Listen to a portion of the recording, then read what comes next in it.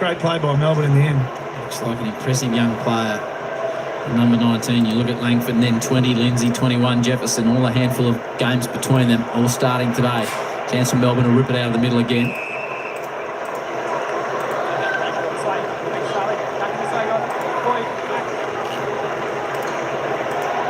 Gorn perfectly down to Rivers. Huswaite applies the tackle, tries to burst through a second time. This time he's got a high against Petrarca. Wearing the 44, made famous at the Hawks by the great Rat Johnny Platten.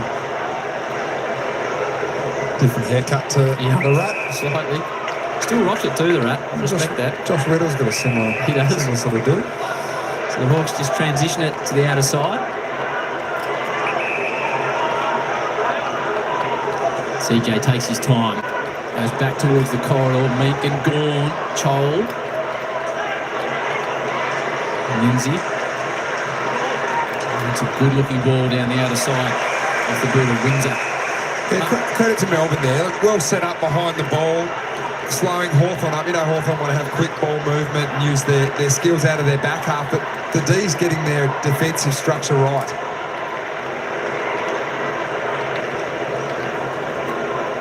Walker with 5 early possessions. Gorn goes to ground. Meek keeps his ground. Back to Huswaite. Wobbles it forward. Not getting the bounce. He was quite afterwards. Windsor. And he'll pick up the free kick. Good user of the footy. He's happy to give up ground. McDonald puts a bit of pressure on Salem, who picked it up beautifully. It could have been a difficult situation. Now forced to go to a one-on-one. And here he is again, the young man.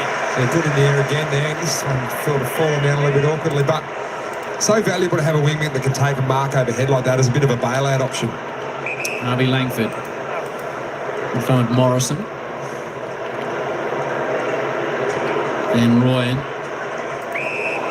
A good little test for Hawthorn today. If they can keep Melbourne kicking the long bomb like they used to, that's a win. They can then play their game off the back of that, cutting the angles, the Hawks.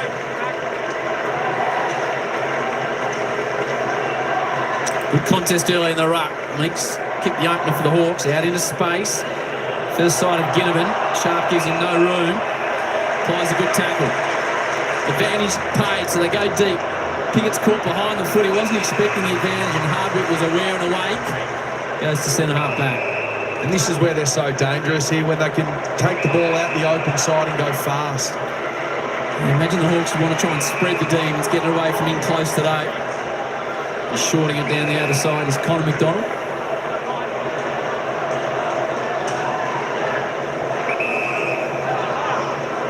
Gunston resets. Down towards Chol and McDonald. They've got a one-on-one. No one came to support McDonald.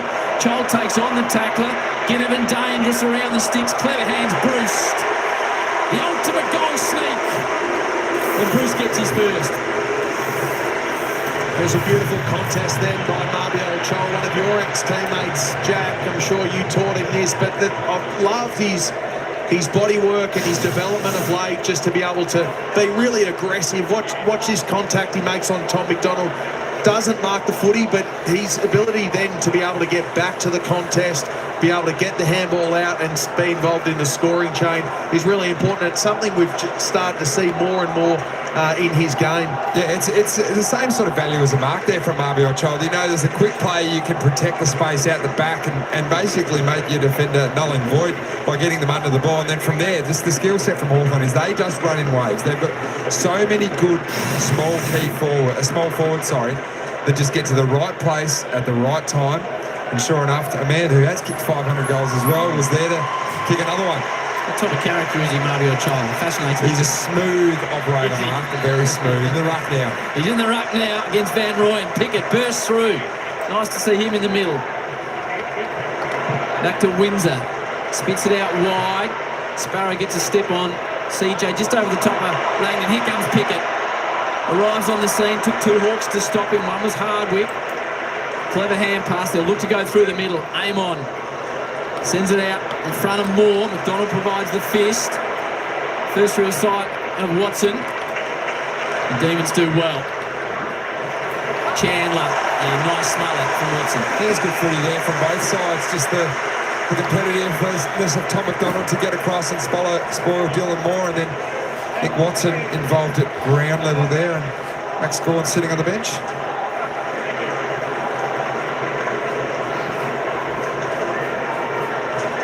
Riddle and Van Rooyen nearly made contact with the ruck. D'Ambrosio, the former Bomber, to an open forward line. Bruce turns, does well to bring it to ground. Turner, here's Watson again, dangerous areas, led with his head. And there's a well-applied tackle by Judd McVie. A great spoil there from Turner, just going back with the flight. They're the ones that you can find yourself in a little bit of trouble making front on contact to Luke Bruce, but just did it really nicely. Watch out for Watson around goals. Turner, McVie, pops it up, dangerous, Troll will arrive. They get out in the end. Stephen May, it was a risky ball across, but it'll work out to the hands of Sparrow. Takes a bounce, and just massages it forward effectively. Spargo. He's got to take a breath here. Hawthorn set up behind the ball nicely. Hardwick and Sicily both free. Called to go. Just the distance, McDonald, the 1-2 to Spargo. They gain about 30 metres in the transition. Sparrow again. Makes it pretty difficult in the end for Lindsay, and the fist was applied by Hardwick. That's what Melbourne are going to have to deal with today. That Hawthorn are so good behind the ball, especially those two generals in Hardwick and Sicily, that you have to find a different way to get forward. There they've used handball to slowly pinch their way up. Got to be a bit more precise with their kicks inside 50. Jack Rewald, Tom Hawkins, Ben Dixon and Eddie Betts, Super Saturday Live on Fox. All day footy. Huswaite goes off the ground. Lindsay, it's a man that runs all day. Langdon, back around the corner. Jats in best position, there's a hole. It's going away with Morrison. Against Morrison? No, for Morrison.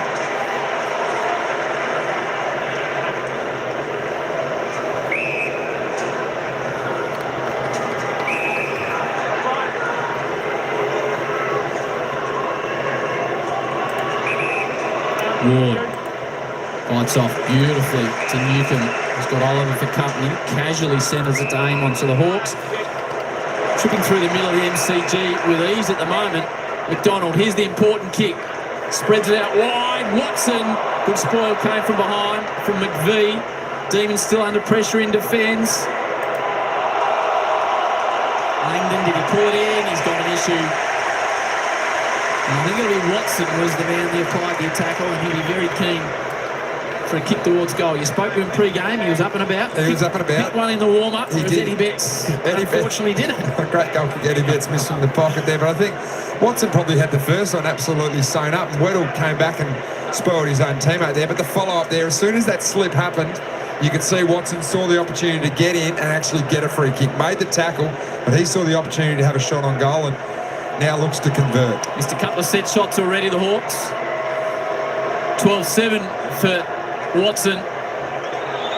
The number 34, never in doubt. Classy finish.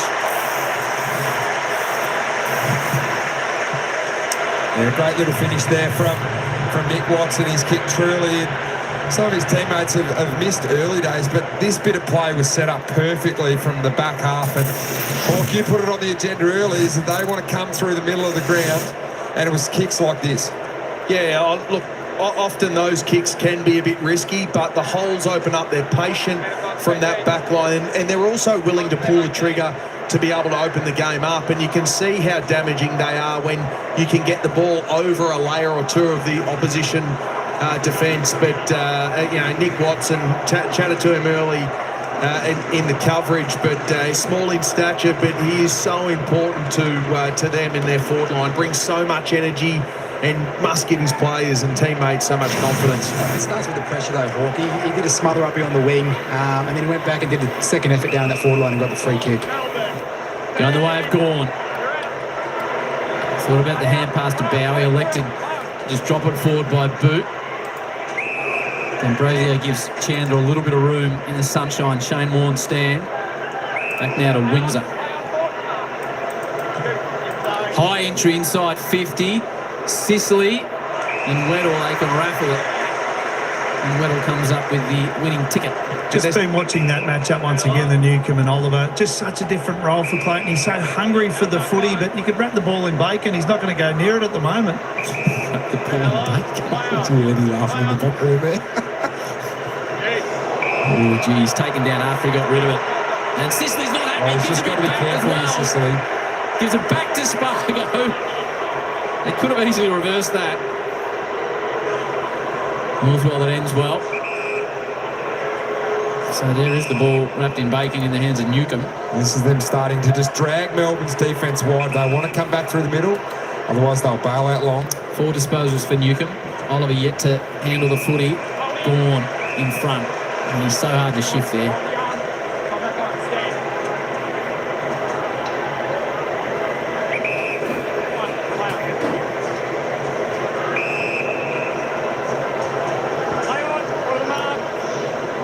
Well, McVee was in so many different minds, he dropped the football. Enough time to get out of it. Salem measures it. And Bowie having a fantastic season, Jake. Once again, it's exactly what the Hawks want, just a long bomb down the line. And that's what they get. Sicily in best position. Went the one hand. Fritsch. Weddle stopped him coming back the other way. Now the Hawks will build off the wing. Ginnivan has got no room to give it to. Somehow Watson got rid of it. He knew contact was coming. He stood up and flicked it wide. Good pressure by the Demons. The Hawks moving into space though. McDonald, Spargo, Langford, Petrarca back to Langford. And Watson's in good position. Marks on his chest. Yeah, he deserved that too. That was tough by Nick Watson before. Plays on immediately. He's taken down after he got rid of it. That's ill discipline again. This time it's Fritsch. It'll be downfield. He really hurt that last one. That was a hospital handball from Jack Ginnivan in front of the interchange box here, and then he was still down on the ground and the ball fell fortuitously in his hands. Love to see him get forward here and try and get a little mark. It was a big kick of the footy, Lloyd, mate, but he's looking to lay it off. In the end, he'll centre it. It's a good football. McGuinness is down there. There's holding, a lot of holding. It's going against McGuinness. There are a few numbers down there from a Melbourne point of view, Hawk. Not a forward's nightmare, that one. It is, and often that happens to go to the top of the square to the bailout kick. Here, Melbourne, I'd love to see them. The kick and catch and the uncontested marking is okay. I'd love to see them get it out of their hands a bit more to be able to challenge Hawthorn's defence and shift them a bit. Meek and Gawn. It's worth the price of admission alone, that battle. And what I mean by that is it just allows Hawthorn defensively to have really good positioning all over the ground, something that they've looked in control and really comfortable. You want to make them as uncomfortable as you possibly can when you're defending. Fritsch, Oliver, Jefferson and Sharp yet to touch the footy for the Demons. Bowie spends a lot of time with the Sheridan in hand. Again, though, forced to kick long down the line. Weddle, the aerial expert. Walker delayed the hand pass, didn't quite work out for him. Here's a chance for Fritsch. Opening exchange for him. Good little change. Langford's been one of, if not their best. Now here's Oliver. He's got a man out the back. Jaff will have to turn to not give away a frontal free kick. It's beautifully weighted forward. And the Demons will get an opportunity in space in the hands of Sparrow. We asked for it, Hawk. Some handballs out of the back half from Melbourne. Yeah, and it was clean, Jack, wasn't it? That's the other thing, because you can be involved in handballing chains, but unless you're clean and you're putting your teammate into space, and a beautiful finish inside forward 50 by Clayton. And I think that's what Dicko's asking for, is him to be able to play on a body but then get off it. And pretty much directly in front. Sparrow chips it forward and chips it home. Second on the board for Melbourne. Well, they needed it.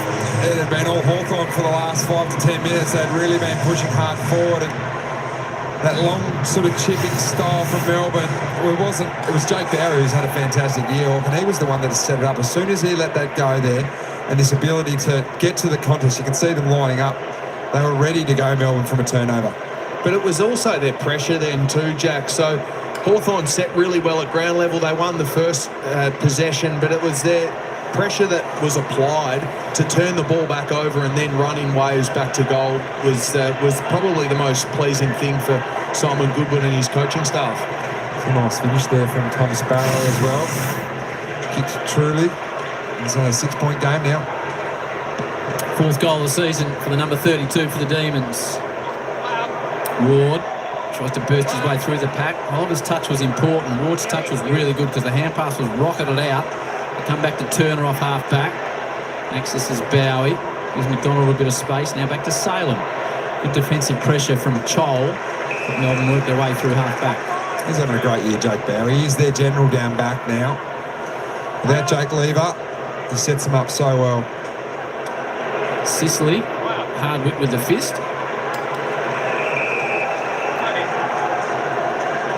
Talk about Jacob Van Ruin before the game and his presence. That's exactly what he needs to do. He's not going to outmark Sicily and Weddle and battle down the line. But if he can just compete, bring the ball to a predictable area, or even just take it out of bounds to be able to set back up where they're so good in stoppage. Gone, but it was down to an opponent. Morrison wobbles it, doesn't work out. And throws his head back in frustration as it lands right in the lap of Turner. Hawks have plugged it up through the middle.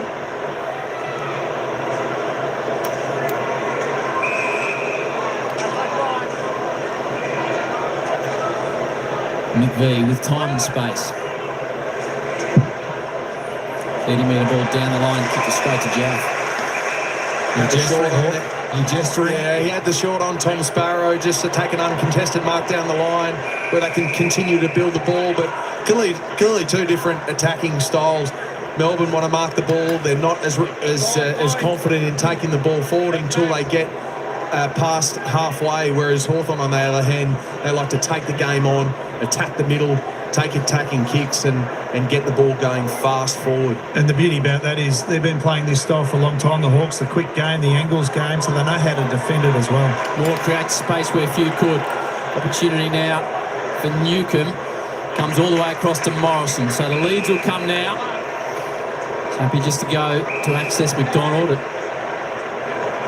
About 70 from home. He's got D'Ambrosio on the other pocket there, free. He's calling for it. Take a long time to get there. So in the end, he sets it high for Chol. He's going to have the body contact that comes. There is D'Ambrosio. He stood in space for a long time. Might have got a hand on it there. The Demon defenders, doesn't matter anyway.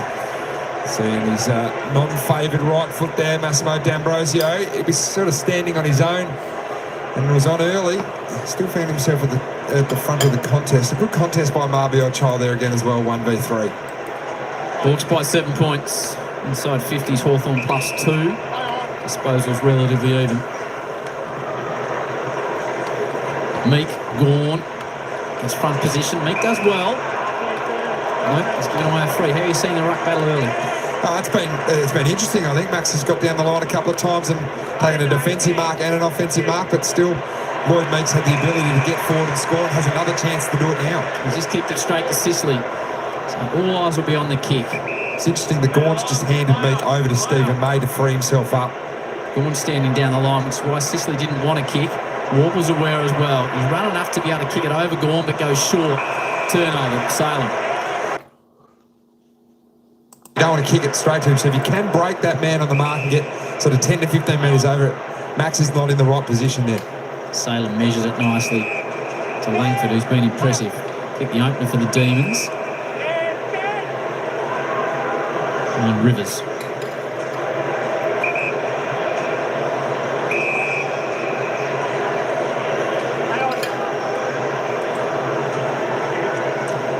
May. And well done, Petrarca. Took it away from the Hawks. Delivers it deep. And Ryan did everything but take the mark. Gee, the Hawks get out of jail here. Look like a certain Melbourne goal, especially with Pickett in the area. And Ryan brought it to ground and just spilled out. He had every bit of it, Jacob Van Rooyen, but as he hit the ground, I think it might have just out of his fingertip reach there. Let off for the Hawks. They split it out towards the wing. Bowie, good contest in the air. McDonald front lines the ball. McVee, low Piercer inside 50. Hardwick. Well done by Pickett to provide the pressure. Van Rooyen. See what Weddle can do. Gives it back to Sicily. Takes his time. Too much time. Gone. Gee, the umpire said play on, and the other umpire said no, it's holding the ball. Well, that's officiating AFL in one little snippet, one little contest. One umpire calls play on, and the other calls holding the ball. Looked holding the ball. It did look holding the ball from here. This man here on his left foot as well. go back and have a shot to make it very, very close after you think that Hawthorn had probably dominated this first quarter. Mitchell disappointed in the box. Bailey Fritsch had a tough start to the season with goal kick and then went back to the VFL, and he's been very good since. Really straightened up. After the siren, Fritsch, oh gee, he'd be disappointed with that. Really disappointed. So layoff again for the Hawks. Melbourne hanging in there. Quarter time here at the MCG. Hawthorn 3-3-21 lead the Demons 2-3-15 up by 6. You're watching it all right here on Super Saturday Live. Just footy wall to wall. What else would you rather be doing on a Saturday? Up next, we head to Essendon versus Sydney, 4 o'clock directly after this game on your home of Footy Fox. Hey, g'day everyone. Football. Gotta love it. Hawthorn 3-3-21 leading Melbourne 2-3-15 here at the MCG. What's going on, everybody? Who we got in your house there? We're going to say to g'day to Cappy76. Hi. Ryan, what's going on, brother? What's going on? Of course, Emmanuel. How you doing, Eddie G? Can't wait for the showdown. I just don't know what game to do. What game should I do? I just don't know. I'm still tossing up between that one, whether it's Gold Coast Suns, Western Bulldogs, or Port Adelaide, the derby over there. I just don't know what game. There we go. I was talking about the heights of, you were talking about the heights of Hawthorn. Scary. I was thinking to myself, I'm watching Hawthorn. They just don't seem to, I don't know. Maybe at the moment they do think they're a good side, which they are. But just their run and speed in some of the games, not there. I think they can just go out there and win the game. I don't know what game to do. I'm still undecided. Can you believe it? I'll probably come down to the final minute and go, okay, we'll do that game. But this ain't a bad game. Melbourne looks pretty good. Hawthorn are travelling well at 3-3, but Melbourne have done a few good things right. Petrarca kicked it in. Melbourne should have had that mark and slotted the goal to put him only 1 point down, but he dropped it as he hit the ground. The umpire said, no mark, play on. Flip a coin. Oh, I know. I just don't know what game I want to do. Maybe I'll do the game that's not on TV, which would be good. Tell you what. Actually, let's have a look at the ins and outs because I didn't check those prior to the game. For Melbourne, Jacob Van Ruin comes in. Clayton Oliver looked a little bit sharp there when I saw. So let's hope he has a good game. Tell you what, there's been some media about Clayton Oliver, whether he's going to move or go or stay or his performance. I don't know why he just doesn't lift his game a bit. Matthew Jefferson comes in. All for Melbourne. Going out, Jack Viney, Melsham. Couple of big outs there for Melbourne. Harrison Petty, of course, a sub. Zach Coyle and Dolslop. Geez, some people have got some strange names, but there we go. For Hawthorn, Carla Mon coming in. Tom Barras going out. Bailey McDonald is the sub. Josh Ward today is the only Molestain player game with 50 games. Needs a new start at a new club. I tell you what, yeah, some of them are like that. I think he's like that. Petrarca was a little bit down last year and a couple of others, but they need to take the lead of Maxi Gawn because Maxi Gawn is the ultimate professional. Let me tell you that. He just keeps on giving. When Melbourne are up and running, they actually do pretty well. Goal scorers on the ground. Nick the Duck the Head Watson. That's what we're going to call him, not the Wizard. He ducked the head. In one of his plays there, he just ducked his head and went for the ball. Got tackled. Should have been called holding the ball. But no. He should be a few free kicks should be given against him for doing that. Lloyd Meek and, of course, Luke Bruce, the goal scorers for Hawthorn. Tom Sparrow, Harvey Langford are the goal scorers for Melbourne. Is Guinea playing? Let's just have a little bit of a look. You know what? I didn't see, but he probably is. But then again, let's just go through the stats and we'll have a look because I didn't hear his name. Warple leads the way out there for the Hawks on 9, and then the next 5 are all Demons. Tom McDonald, Harvey Langford on 8, Windsor, Bowie, Spargo, 7 and 6. Let's just roll down. Wardle on 5. Petrarca's on 5. Who are we looking for? Ginnivan. There we go. There's Jack Ginnivan. He is playing, but he was quiet. He had 4 touches. 2 kicks, 2 handballs, a mark, and a clearance for Jack Ginnivan. So he is playing there. Gunston, I'm sure he'll have a good game today. He's had 3 touches, 3 kicks just for the one behind. Maxie Gordon, the man we're talking about. 3 kicks, 6 head-outs, and a clearance for Maxie. All right.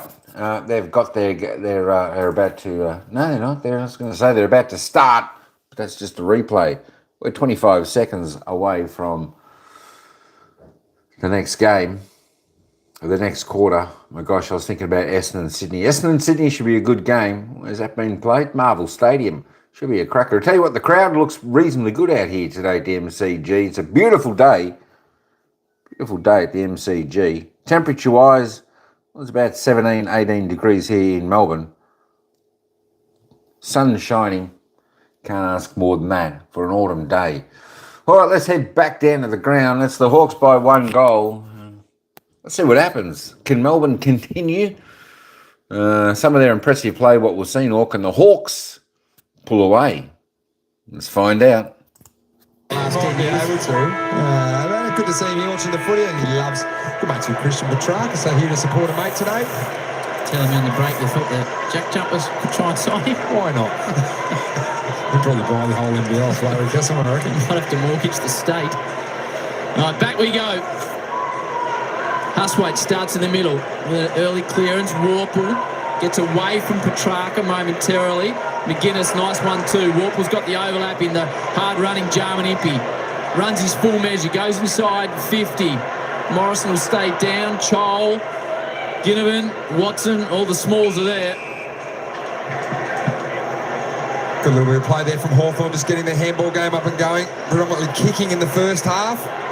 But just a nice little exit from stoppage there by hands. Meek front position. Looking to get it down to Watson. Tackle applied. Throw. Well done by another one of these young, impressive Melbourne footballers, Xavier Lindsay. Great technique. You can see Watson trying to get the free kick. Excellent tackle technique there by Lindsay. Pick 11 in the draft. Out of flank ball. Sicily stayed down. Slick to Warple, Meek, Newcomb. Warple's having a lot of the football. Impey floats it out in front of Battle. Charles behind. McDonald, Gunston creates space, stripped of him. Melbourne have been good defensively when the ball's got to ground level. Their tackling has been really good. Yeah, they have, and they've got some dangerous players. Hawthorn, when the ball hits the ground, we saw Jack Gunston getting on the end of it, so not only marking in air, but also getting to the fall of the ball. And I don't mind this method by Hawthorn, chain the handball, the ball around, and then try and hit the top of the square early in the quarter. Meek, Huswaite, parked over the top of the footy. Now the small forwards from Hawthorn apply the pressure.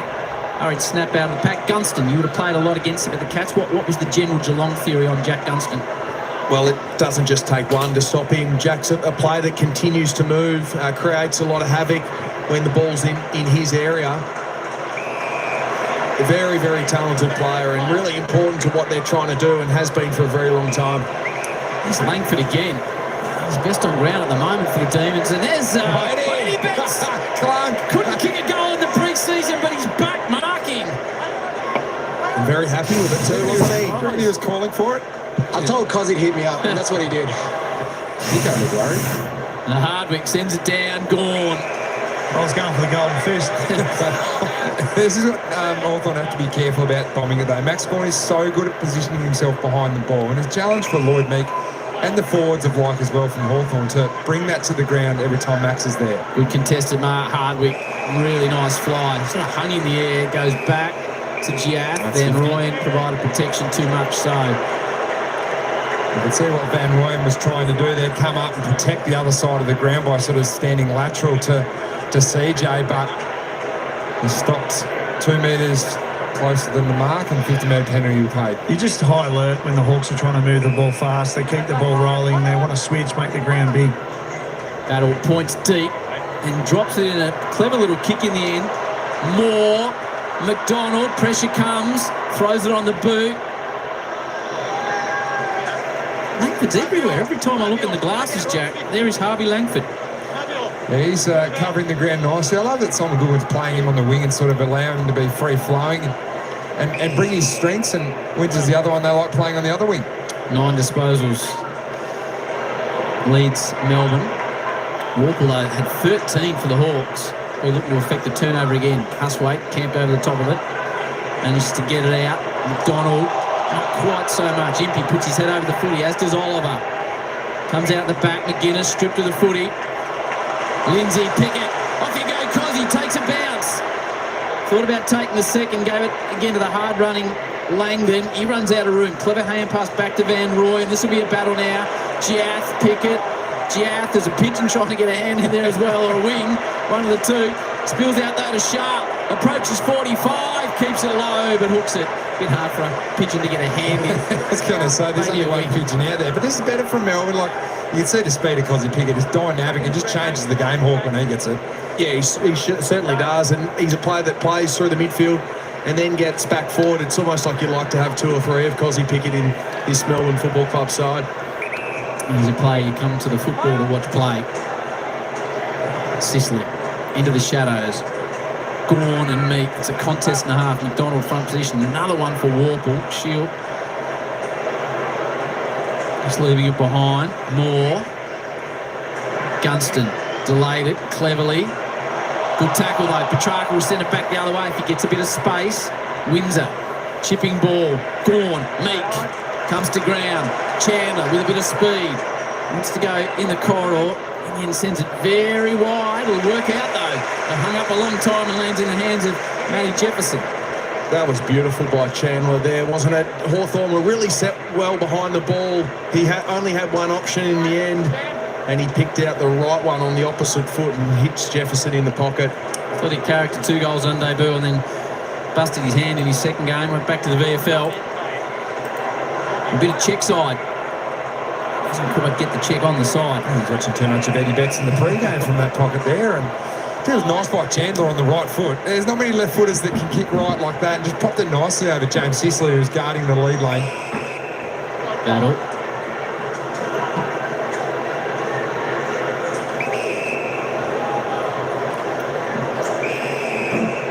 This is Melbourne's chance now to stay strong defensively. The longer Hawthorn hold on to the ball, little chip kicks like these, Melbourne just continue to get stronger and stronger. Only just the distance. Huswaite back to Ward.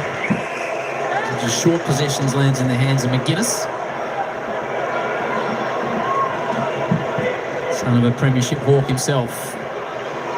Goes the forward flank. Bowie flew. Watson stayed down. He thought he had it and off he went before he get full possession. Just looked at his hands again there. Yeah, very lucky Jake Barry there. If you're going to go up in the air, you've got to make sure that you make contact to that ball because your opponent's standing at the ground level. McGuinness up and under. He'll be tight on the line. He'll be over the line. So it was the Hawks by 6 at quarter time. No goals in this second term. Not a great deal of flow to the game, Hawk. Isn't it? Not at all, Howie. There seems to be the game played just between the arcs like it was a little bit in the first quarter. Yeah. The comment Hawkey made about just playing a bit longer early on, attacking the goal face early in a quarter, it's something that a lot of sides focus on just to play the fundamentals and allow the game to open up, which we hope this one starts to do. By the fact Gawn grabbed it out of the ruck. Impey needs to get forward. Gee, the spoil came late. Crowd maybe expected the whistle, but Impey's off. He takes a couple of bounces and the Hawks run it out of defence. They'll look to continue to move it forward through D'Ambrosio. Now Bruce kicked one in the first term. He's got a couple of Hawks to choose from. Jaff. Max Gawn's right back in the hole, 30 from home, just patrolling. So Jaff will be wanting to avoid him. Kicks it away from Gawn. McDonald through his hands. Gawn arrived late. McVie. Risky high ball out of defence. Van Rooyen, well done. Yeah, great spot there by Jacob Van Rooyen. Not much ahead of the footy. The Hawks have got Battle back in the hole. And they go short. Now Battle will be drawn up into the contest. Jefferson. Wobbles it. Sicily gets over his head. It was one of those ones that's hard to judge. Got over the top of him. Pickett. Cozzy. Nearly a little low. Scrapper was fancy. As much as sometimes, Jack, we used to love them coming in lace out, those sort of kicks can sometimes work in the favour of the attacking side. I don't know if it would have been in the playbook to float inside forward 50 like that, but it worked to the advantage of the Melbourne players. Well, let's be realistic. Neither of us had the speed of Cozzy Pickett. He wants him on the ground level there, and that was perfect. Spear on the outer side by Newcombe. Gee, it's a clever step, though, from the Poolong flyer. Takes a couple of bounces. Inboard to Gunston, not quite. Oliver to mop it up. Finds a bit of space. Now Salem.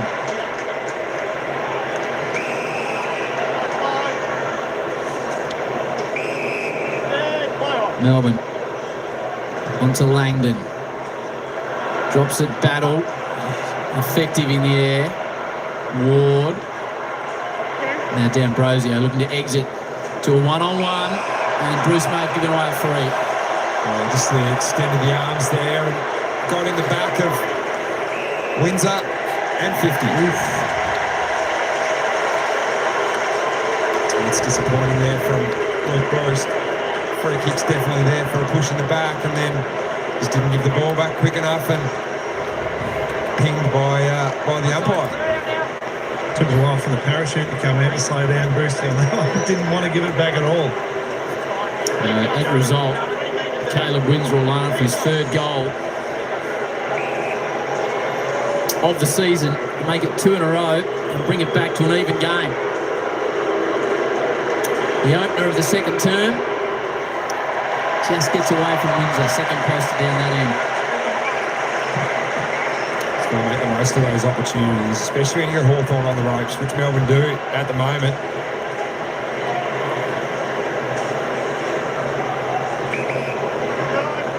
Sicily tasked to bring it back in.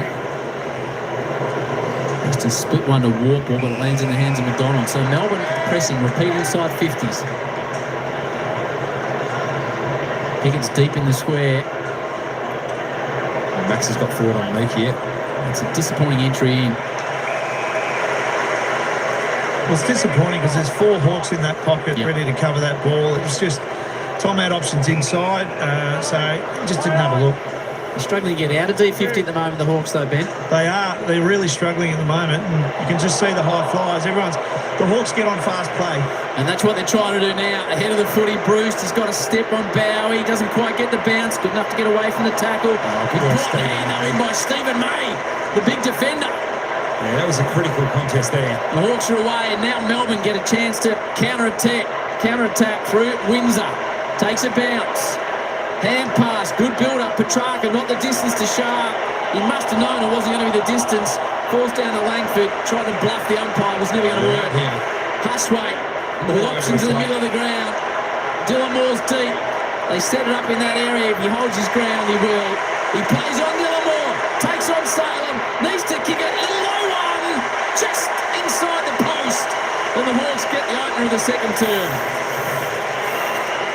Well, chocolates to boiled dollies. Harry Sharp should have had to have known that that was not 15 metres there, and he thought he'd taken the mark and he stood there, and then the turnover happened and they just ripped it back the other way, Hawk. Yeah, they sure did, Jack, and that's what they've been doing all afternoon when they get the ball turned over at any point in the ground, particularly when the ball is central. They just go straight back through them, and Dylan Moore, we haven't spoken about him much, but he's an All-Australian. He's been in great form this year. His work rate, although he sat ahead of the ball, don't let that get in the way of the fact that this guy works extremely hard for the Hawthorn Football Club. You watch him run. If you're live here, if you get the chance, you see the orange boots go across your screen. He works as hard as anyone. A little massage there from Max Bourne, and the neck from Marbiot Chol in the ruck now. Gee whiz, it's a tough man's game out there. Petrarca, important hand in from Ward. Well done. I think it was Rivers that got it clear. Now Pickett slides it inside 50, Sicily. That's what we're used to seeing him do for so many years, James Sicily. Yeah, the matchup on Spargo is one where Sicily needs to impact in the air. We know he's a weapon with the way that he uses the ball. It hasn't been like that for the last month, but he needs to impact in the air. Long ball out of defence. Doesn't quite work out. He's a bit of Weddle. He's a tough customer, Max. He just came off. The doctor went to him, pushed him away and said, I'll be right. Big knee in the throat.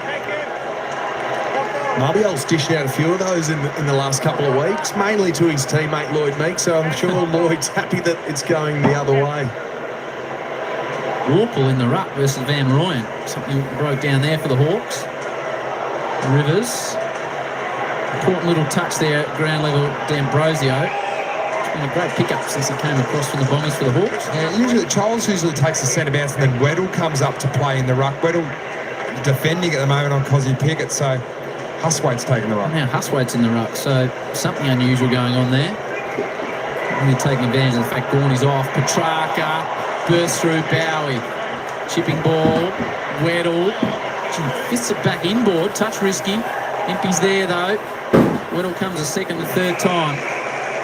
He's an athletic-looking character, isn't he, Weddle? Yeah, if he was a runner, I think he'd be like a 400-metre hurdler. He's sort of just got that sort of big, strong frame about him, and they play him everywhere. Now, he's, well, I think he thought he was going to go in the ruck, and now he's going back. So maybe just a little bit unorganised at the moment, Hawthorn behind the ball. It's Huswaite again in the ruck. Van Rooyen eats that for breakfast.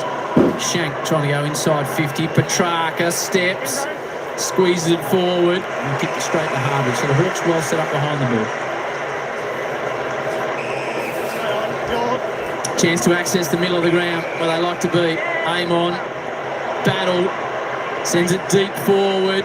Bruce, the small man, will be there. Here comes Moore again. He's got Ginnivan out the back. May stood up nicely a couple of times as Stephen May. Now Rivers. Can Melbourne go back through the corridor of the MCG? Langdon goes for a little check side. Touch ambitious. Hardwick controlled it. Looked to go back to a teammate. Eventually did. Gets away from Fritsch. He still comes. Nice though from Sicily. Look at Redler. Be prepared to take them on. Confident footballer. Back to Huswaite. Enjoying his time in the side. He won't enjoy it. Petrarca tackle though. Great follow-up from Christian Petrarca here. Hawthorn's handball game just off there. Into the pocket. Fritsch.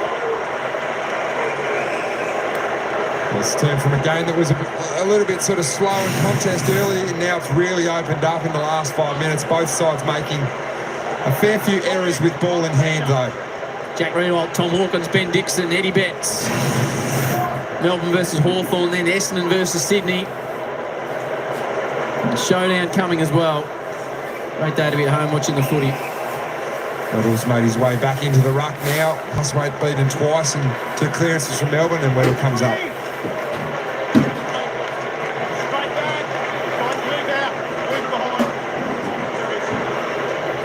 Weddle now in the ruck. Jack pointed out. I might have seen Van Rooyen try and nudge him under the ball, Tom Hawkins style here, and have a shot. He's got Stephen May also back about a kick and a half away on his own as despair down here for Melbourne. Too many numbers, Jack, I think, to do the old push, grab and have a shot. I've seen you do that a few times. Don't you worry about that. Guess you've got a third person yourself there for a moment. Langdon centering ball. Hardwick stands underneath it. They come now. Here's Pickett. Here's Pickett. He's still in there, Cozzy. Still there, Cozzy. Oh, Sicily was aware. There was a little opportunity to give him a little handball there. I think it was Jefferson just missed it. Maybe a little sort of 1 inch up, Howie, where you just get it into the man who's got electric speed. But there it was, just a little sniff to get it. But Sicily, smart player, takes it over the line, resets. Sicily's thinking about the middle of the ground. In the end, pulls it towards Chol and McDonald. Oh, good grab. Nice from Marbior, confident player. That's the first contest they've really been able to win from a kick out today. They flood one side and try and open it up. Oh, has to be perfect and was. So accesses Ward. He doesn't time it at all well. The Hawks might still get away with it. Here's a contest coming up. Chandler runs hard the other way on the turnover. Sends it down towards Spargo. So a mistake off half-back and Melbourne make them pay. Great decision by Chandler on the open side. He had his opponent goal side of him, but then press forward onto the loose ball to impact the contest, win it back, and then start the handball chain and kick it onto it 2-2 inside forward 50, which they haven't really had that many opportunities to go into an even-numbered forward line today. One goal for the season coming in today. Charlie Spargo. It was the right decision. Sam Mitchell will be happy with that in terms of the decision, but the execution obviously didn't hit the mark. It was an excellent kick inside 50 from Chandler. That was right on the money, and then unfortunately Spargo just cannot finish it. And Melbourne have had their opportunities in this quarter to, well, really be in front. Yeah.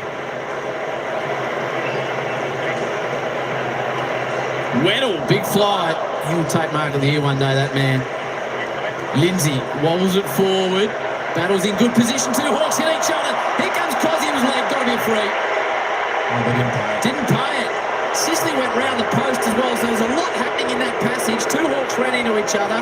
Looked like Cozzy was legged and Sicily ran round the post. And we've just seen it on the big screen. If you can hear from the crowd, they're not happy. You can see it here as well. Definitely legged. That is a missed opportunity for an easy shot on goal. It was almost like a professional free kick. The Wizards just come off the interchange, so Melbourne haven't spotted him yet. He's heading down to the 50 on his arm. Sicily ran around the post as well, accessing the footy. Gawn just gets eased underneath it at the moment. McDonald doing a good job on Child. Hasn't been a factor yet. As McDonald again doesn't want to go inboard by foot. Chance now for the Hawks and Ward. Delays the hand pass. Too long in the end. Forced to Child holding the ball. Great tackle. Geez, that was a really good tackle. That's perfect technique. We've seen players suspended with those behind chase down tackles and rolled him beautifully.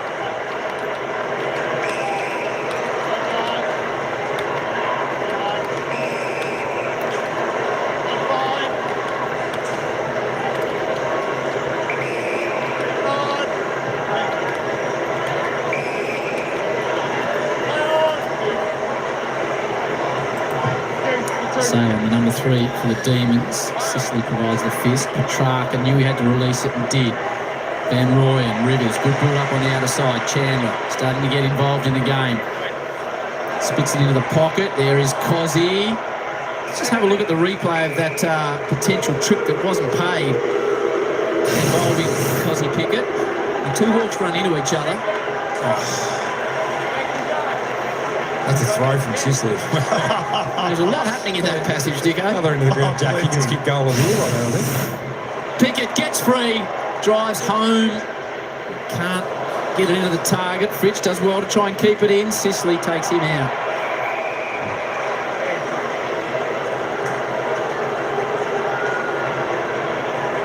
Hawks by 6 at quarter time.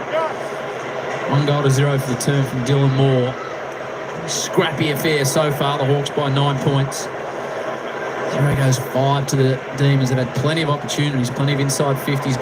Got Weddle. This time he'll have to get the free kick. And he does. It's been a domination forward half at the moment.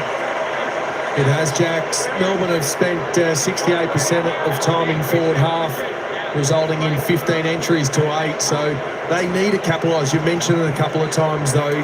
When you play sides as good as this Hawthorn Football Club that can score as quickly as they can, you need to make the most of this opportunity that you get.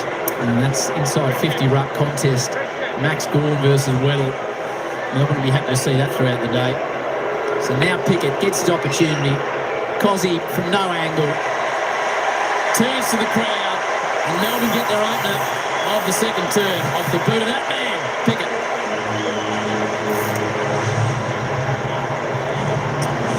We spoke about it, Hawk. It has been a domination here in terms of where the game is being played at the moment from a Melbourne point of view. How good is this hit from Max Gawn against an undersized ruck?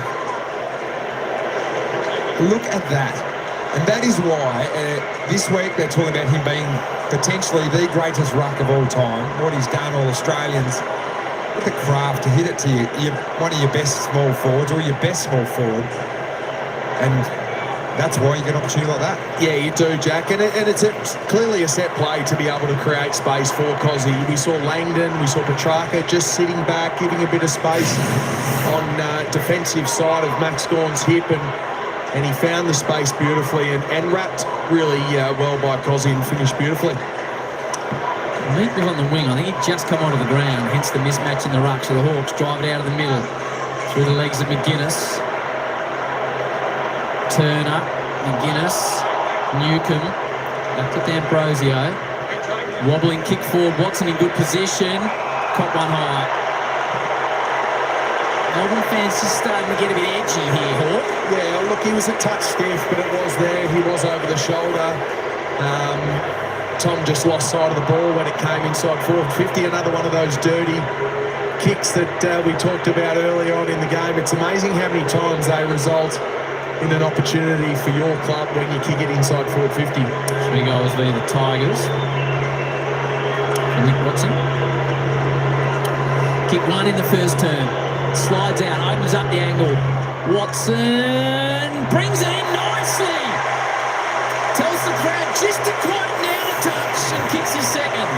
Yeah, it was a beautiful finish by Nick Watson. He used the right finger this week. That won't cost him anything in the bank balance for young Nick. He certainly picked that up pretty quick, but he's such a likeable character. I just can't help but being drawn to him in the forward half. That's why I wanted to see him clear the forward 50 out and even take his opportunity down at full forward. Does he go down there? No.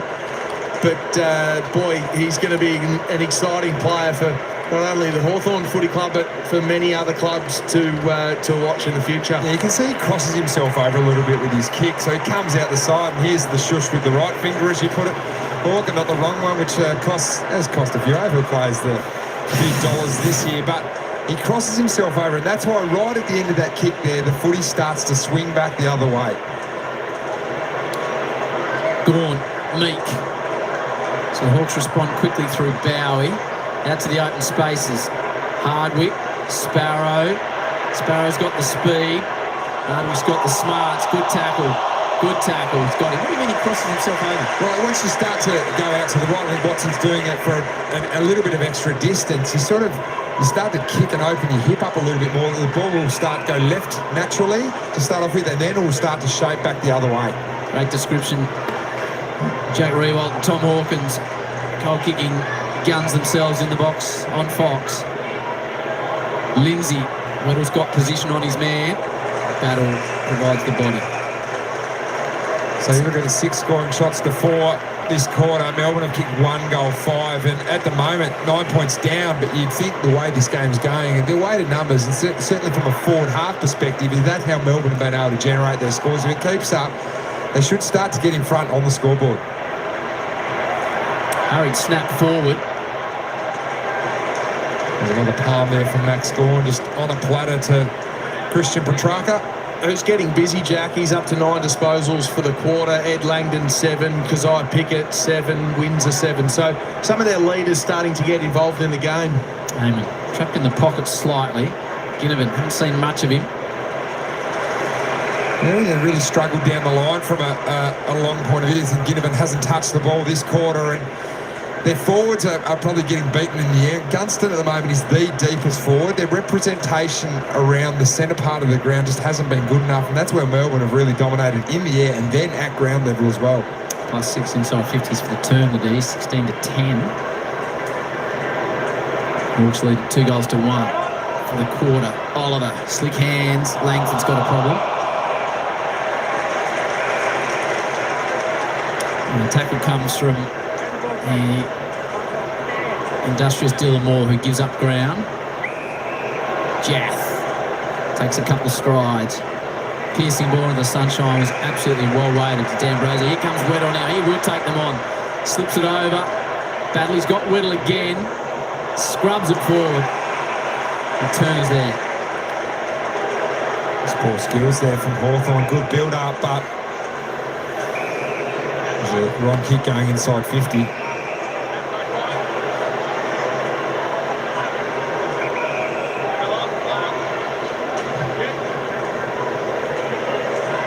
Dominating time in forward half of the turn, just being inaccurate. Lindsay to the wide open spaces, aim on. Clever kick. New Walker was there before he took possession. The man from Geelong takes his time, a little bit too much time in the end. They made a bit of a mess of that. Put his teammate Weddle under pressure. Langdon with a scrub up. They might still be able to defend this, the Hawks. Here comes Sparrow though, looking to do the opposite, brought down by Battle. That's twice in 2 bits of play. The quick hands over the top, just first give straight away, gets you the overlap, gets you the deep entries, and the Hawks just hesitated and turnover city. No one coming at the ball Dick at the moment for Hawthorn though, so that's why the confusion's happening when they've got the handball chain up and going. Petrarca's had 9 for the term, Langdon 8, Warple 9 and Ward 7 for the Hawks. Another one for Petrarca, grabs out of the air.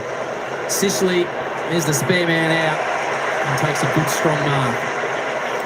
A mark you typically expect him to take. Oh no, Newcomb's made an error. Falls to Langford to make him pay the young man. He's got a couple.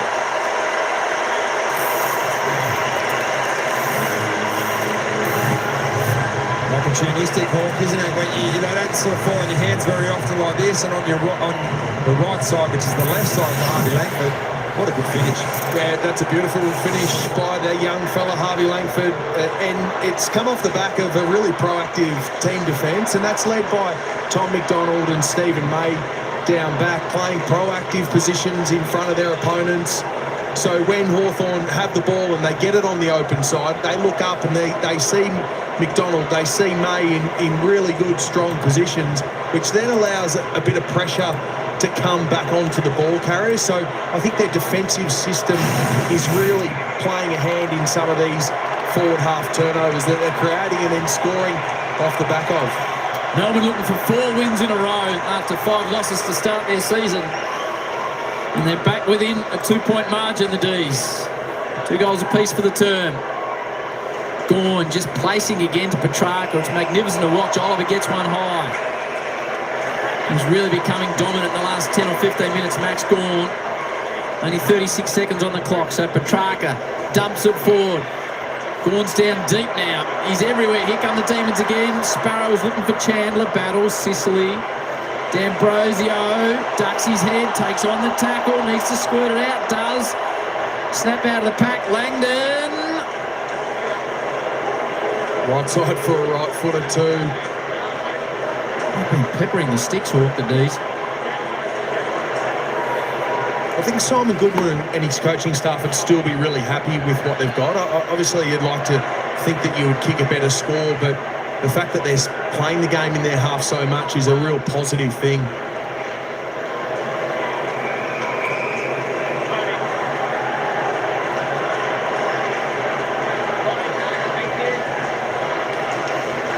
Petrarca up to 16, Warple to 18 as Goodwin looks on. Windsor's been fantastic.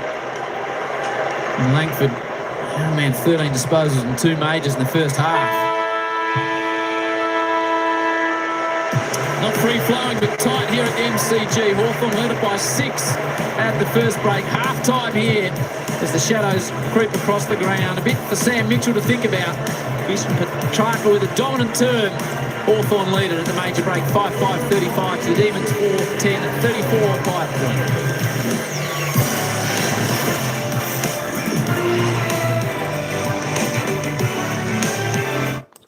All right, we'll be back with the commentators in a moment for their analysis on the opening half. But it's Hawthorn leading by a point here at the MCG today, 5-5-35. Melbourne, 4 goals, 10. That's right, 4 goals, 10. 34. Melbourne should be well truly in front in this game. They're missing goals they shouldn't be missing. The umpires are missing free kicks. What are they doing? Cozzy Pickett got absolutely legged. You can see it clearly, yet the umpire still doesn't pay it. Jack Ginnivan, what's his name? Not the wizard, the ducker. Yeah, Watson the ducker ducks his head, gets a free kick. He's going to tell you what, he's going to be the most disliked person in AFL football. Make no mistake about that, within the next year or two, need Gunston for 1. He's only got 1 behind at the moment with 5 touches. I don't know whether Gunston's getting a great deal of play. Melbourne certainly look like they've been in control of this game. The reason why the Hawthorn are rebounding the ball with the turnover of Melbourne, just silly turnovers, and then Hawthorn are able to take the ball and run, stretch Melbourne. Hawthorn rebounded nicely down to their forward 50.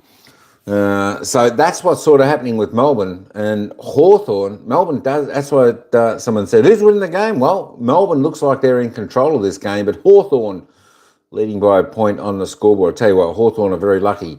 Melbourne aren't kicking straight. There's just goals that they should be kicking. Like they're 25 metres out, probably a 10-degree angle, and they're missing shots like that. You know, like the umpire's decision. But there we go. You just got to get on with the game. And Melbourne need to come out in this second half exactly what they're doing, because what they're doing is what they need to do. And I think if they continue to do what they're doing and kick straight, it could be an interesting game. Hawthorn are certainly going to have to work a lot. Hawthorn need to pull their finger out, let's say that.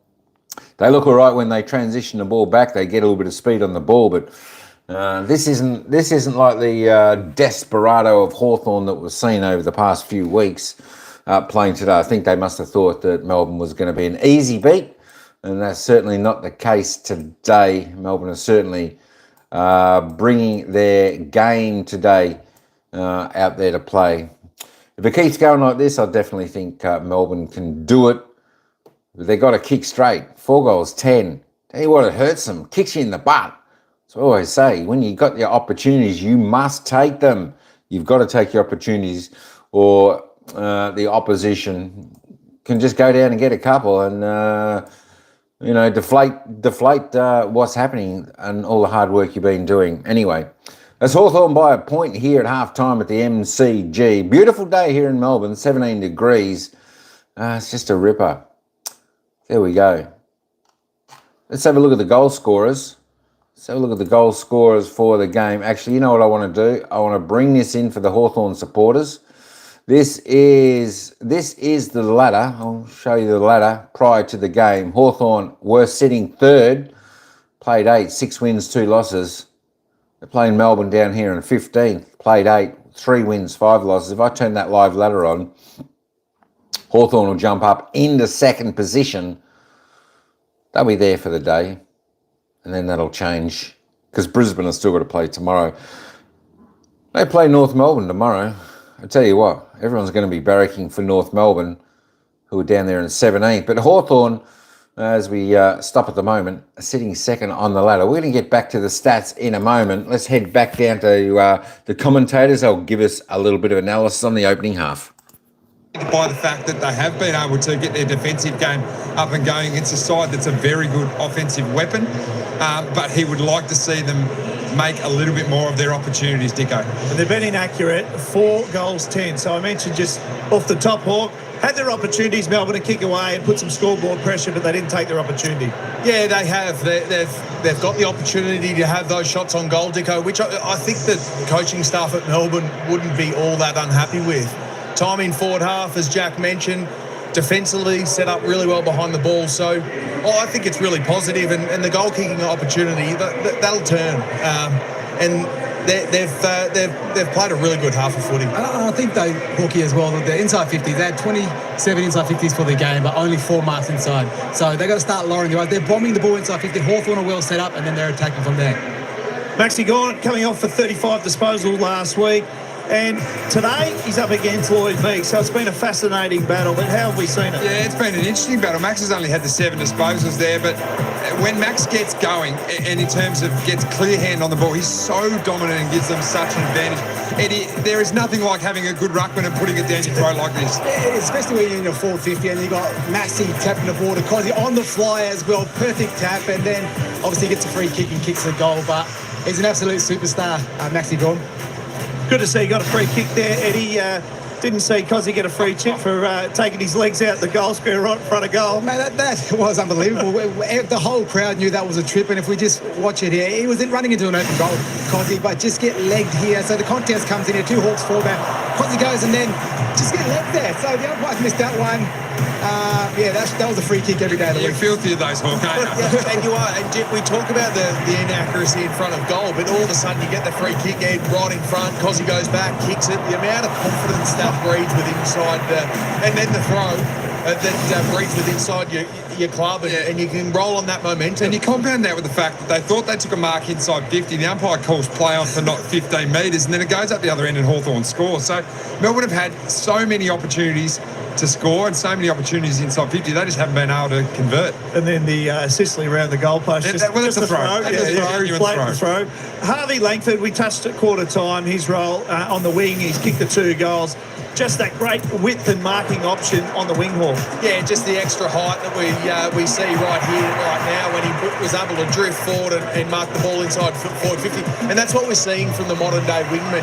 You're either the Massimo and D'Ambrosio size, where you run all day on the wing, or you can possess a little bit of height where you can go forward and trouble the opposition. So he's been doing it on the outside, in front of goal, but he also has the ability to be able to flick through the midfield, and he's quite a good contested player. 300 metres gained from Harvey Langford. You don't see many contested marks to wingmen. I think Ollie Dempsey does it for the Cats, but certainly a weapon for Melbourne today, BK. Well, this one here at the MCG is 1 of 4 on your Super Saturday, but tomorrow night it's about when the footy's done, all the fun begins with Chief Gazy Moonsey and the best kept secret of the AFL. Not sure who that is. And then we roll into First Crack with Jay Clark, David King and Lee Montaka. They will dissect everything there is across round 9.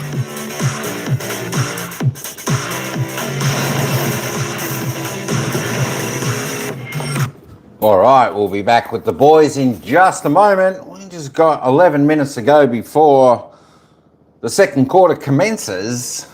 Let's go and have a little bit of a gander at some of the stats here, folks. Some of the stats. Let's just go and have a look. See who's getting what. The goal scorers. Nick ducked ahead. Watson. He's the multiple goal scorer there for Hawthorn. He's got 2. Dylan Moore, Lloyd Meek, and Luke Bruce has got 1. Gunston, none at the moment, just the one behind. For Melbourne, Harvey Langford, he's the only one that's multiple for the D's. He's got 2 for them. Singles to Tom Sparrow, Kaiser Pickett. Kaiser Pickett should have had 2. Oh my gosh. Yeah. Tell you what, if you ever want to see a legging, a trip, that's the best one I've seen all season. Umpire definitely had a clear view, didn't pay it. I'll be asking questions. Disposal getters out on the ground. James Warple continues to lead the way for Hawthorn on 18. 4 kicks, 14 handballs, a mark, 5 tackles, 3 clearances. Christian Brachaka's having a great game out there today for the Melbourne Demons. 16 disposals, 8 and 8. A mark, 4 tackles, 2 clearances, 1 behind. Come on, Christian, get the kicking boots on. We need you to get up in this game for Melbourne. Windsor on 14. Sicily, always hard worker there for the Hawks. He's up to 13. Ambrosia 12. Kaiser Pickett's having a good... I tell you what, Kaiser Pickett, he looks lively out there for the D's today. He wants to get in and amongst it. He wants to score. He's doing his job. He's at 11. 7 kicks, 4 handballs. He's had a mark, 4 tackles, 3 clearances, 1 goal, 1. He's really lifted his game here today. Who else we got down there? Stephen May, I tell you what, he's having to work hard when he heads down quickly back down there in the Hawthorn forward 50. He's doing pretty good. He's had 10 for Demons. Josh Weddle on 9. There we go. Jaith on 9, also for the Hawks. Dylan Moore's not too bad when he gets the ball. He's had 8, 5 and 3, 4 clearances. He's kicked 1 goal, 2. Got his goal off one of the quick breaks from Hawthorn. Let's keep rolling down. Clayton Oliver. Come on, Clayton. Lift your game, son. He's only had 6 disposals, 2 kicks, 4 handballs, 1 tackle. That's it. Tell you what. Let's hope he gets his game together. Let's hope he gets his head right, gets in the game. Jack Gunston. There we go. He's just had the 5, 3 kicks, 2 handballs, 2 marks, only 1 behind. Luke Bruce, 1 goal there. Nick Watson not getting much of the ball. He's had 3 kicks. He's kicked 2 though. Kicked 1 nice goal from the boundary. And of course, Ginnivan down there. Hey, what? I haven't even heard his name being called. But he's had 4 touches, 2 kicks, 2 handballs. That's it. Bailey Fritsch being well held down forward. He's only had the 2 touches, 1 kick, 1 behind. There we go. Team stats. Let's jump over and have a look at that. D's will win if they keep it up. I'll tell you what, I think so. I think the D's could win. They've got to kick straight. That's the problem. But mind you, I think it's been on the Demons' side of how they're playing this game today. I don't think Hawthorn's really had much run at this. They're just getting the ball and they're scoring off the turnovers. Hawthorn need to lift as well. Disposal count, it's Melbourne by a plus 17. Actually, hang on a minute, folks. Hang on a minute. Commentators back. Let's get back down to them for a moment. We'll come back to the team stats in just a moment. Really shuts down for the showdown, and both teams, they hate each other. The supporting group, it's crazy over there, and no matter where you're on the ladder, the game's always close, it's always hard, it's always fierce, and it's always a great game. How much hate, Ed? Take us inside the Adelaide rooms. Like, when would the talk start about showdown and how much they hate Port Adelaide? Well, it starts on the Monday, Jack, and a lot of the boys they work on radio over in South Australia, and they're on radio, 3 times a week, and ruin bits and Texas on radio. Then you got the Port Adelaide players, and it's just a whole lot of banter, and then it brings the fans into it, and then it just heats up for Saturday night. So it's going to be a great game tonight. I'll be on the couch tonight, Pico, sitting back after this great game watching the showdown. Well, Hawk, you don't have to barrack for Adelaide or Port Adelaide to appreciate how big this game is tonight. Yeah, you do, and there's some extremely talented players right across the board. Looking forward to watching the like of Jason Horton-Francis and Rosie and Butters. So it's going to be a fascinating contest. Clubs that are a little bit hard to get a read on it at their very best. They're good and play consistently well, but can be a little bit up and down at times. So it promises to be a great contest. Nico, it's one of those ones that you get really jealous that you didn't play in. Like, we're very lucky, Hawk. We played in some big games here at the MCG, but Eddie, we never got the chance to play in it. It's great, and especially at Adelaide Oval. But the last time they played, Isaac Rankin did get knocked out, and it was a big fight within that. So and Josh Rochelle did Rochelle did that. So the teeth any good games there? Eddie, is it fair to say when you play a milestone game, there's a target on your back because you played your 250 against Port Adelaide in 2016 and just a lazy 5? Yeah, it was a great game. It was Port Adelaide's home game. It was very hostile, and kicked 4 goals in the first half there, Jack. And and who did you thank in the showdown medal? Well, you won the showdown medal, surely. No, I didn't do that. I got robbed. Rob Jack, big Sam Jacobs, the big ruckman, just putting it everywhere for everybody. Got rolled by a ruckman. Sauce has won it twice, so he's an absolute superstar. Do you play up to the crowd, Eddie? As we're going to head to a break shortly, but does the crowd get right up and about in these games? It does, and it depends if you start well, especially if it's a away game. So I think it's Port Adelaide's home game tonight, so the Crows would want to start well because it is very hostile, and the Port supporters know how to turn it on. I can't wait for that one. Here at the MCG, it's the Hawks by 1 point at halftime. 3-quarter action. It will kick off shortly. Stick around. You're watching Super Saturday live on Fox. You're watching Super Saturday live on Fox. Brought to you by the all-electric Toyota BZ4X. Samantha, what? All right, there we go. We're 4 minutes away now, folks, to the second half. Let's just have a quick look at the team stats. I wonder if Guinea has been spoken to at the club for the out-of-game antics. I tell you what, I think what they probably should be. They probably should be. If you remember last year, all their antics, Ginnivan and Duck the Head, Watson, all they did, let me just put it back on there, all what they did, and if you remember Hinkley's comment after the final, you're not going to get back on you're not getting on the plane to the finals, and then the boys went off and had a bit of a cry and suki la la.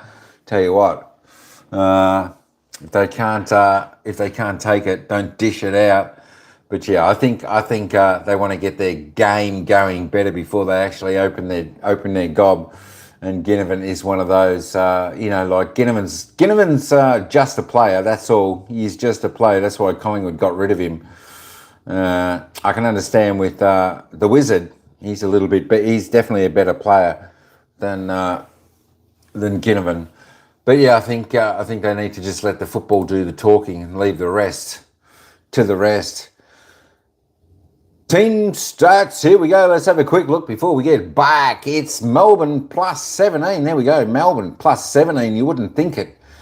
But there we go, Melbourne leading the Hawks, plus 17 in the disposal count, plus 10 in the kicks, plus 7 in the handballs. I tell you what is impressive. So I was saying, Melbourne certainly got this game on their terms. They just can't kick straight. Inside 50s, 27 Melbourne, 19 Hawthorn. That's unlike Hawthorn. Hawthorn's season average is 54. They should be up at 27 to halfway at least. It's really strange to see a team keeping Hawthorn to only 19 inside 50s for half a game. They're doing all right once they get inside 50, 19 inside 50s. They've had 10 scoring shots, 27 inside 50s for Melbourne, which is fantastic, going above season average for 14 scoring shots, but 10 goals for, that is just horrendous. That is horrendous. They should be at least 7 goals, 7-7 minimum, 6-4 at best. Disposal efficiency, Hawthorn is up. Efficiency inside 50, well, 55, 52. I'm not sure how they worked that out. I don't think it's on goals to the entries, but there we go. Free kicks. Well, Melbourne are on top there, 16-9. Doesn't seem like that way by eye. But then again, that should have been 17. Melbourne should have had that free kick in a square. So the free kicks haven't really changed the game. It's the free kick that wasn't paid that altered the leader of the halftime scoreboard. Hit-outs, Maxi Gordon doing his job there. And the best premier ruckman in the league, 22-10 clearances. Wowee. And the mids are starting to do it right, aren't they, for Melbourne? 18-14. 6-4 in the centre clearances. Stoppage clearances 12-10. Melbourne have got their game going today. As we said, folks, as we said, possessions. Tell you what, Melbourne are leading in nearly everything except the scoreboard, and they should be. 72-54, 18 plus contested. Well done. You got to like the contested ball. The coach should be happy with the way Melbourne are going. Uncontested, pretty similar. Turnovers, pretty similar. Let's have a look at the marks. Well, all the marks are pretty similar. Only plus 10 to Hawthorn. Marks inside 50. Both teams going 4 and 5. Only 4 inside 50 marks for, yeah, there we go. 27 entries for Melbourne. 19 inside 50s for Hawthorn. And more than a quarter have been marks inside. That's that quick run, the turnover of Melbourne Hawthorn are getting it back there, the loose player and marking. Let's have a look at the tackle count. 31-26, both teams tackling all right as they are inside 55-4. A little bit low, they can pick that up a bit. Hawthorn definitely need to lift their pressure in the second half to get the game back on their terms, because the games have been on Melbourne's terms so far. Hawthorn can thank Melbourne for kicking inaccurate. It should be an interesting second half to see how Hawthorn comes out, responds. I'm sure Sam Mitchell would have had a few words just to say, all right, boys, let's get this game back on our terms. Let's lift our pressure rate. And, of course, the Melbourne coach would be saying, well done. Let's keep this up, exactly what we're doing. All right, hey, that's enough of me. Let's get back down to the ground and we're ready to bounce the ball for the second half. It's the Hawks by 1 point.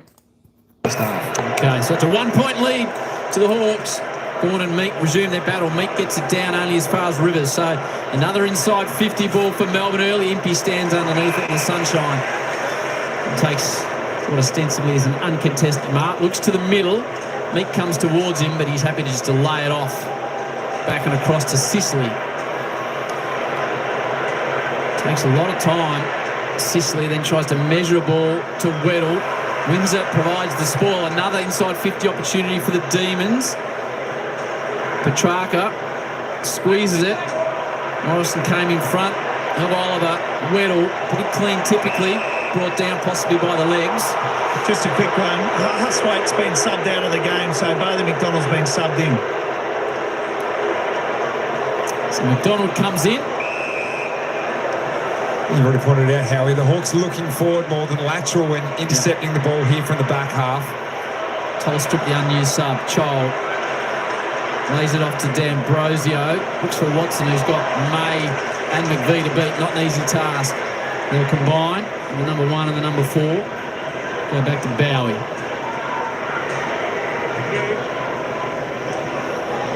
Amon takes a good contested mark against the former Lion. Emergency in the grand final. Sharp. Same looking forward, but then the lateral one is on still if he needs to pull it. Sicily's going to have to be good in the contest. He is. He can run off Van Rooyen. It's a funny little hand pass. Almost just tapped it forward to Impey. Now Giath as the Hawks build. Inside 50, McGuinness.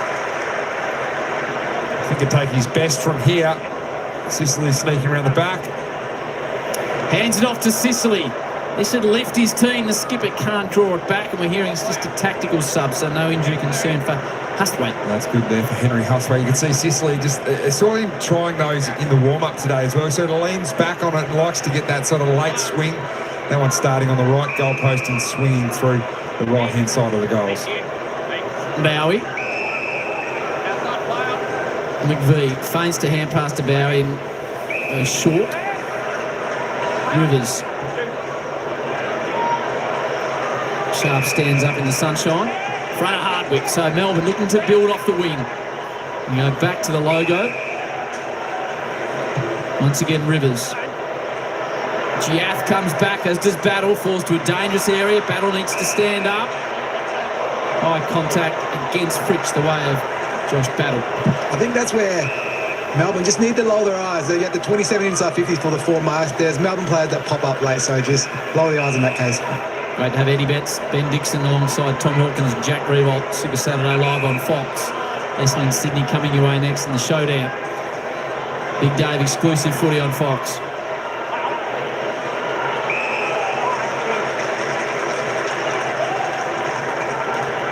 It's 4 disposals for Ginnivan.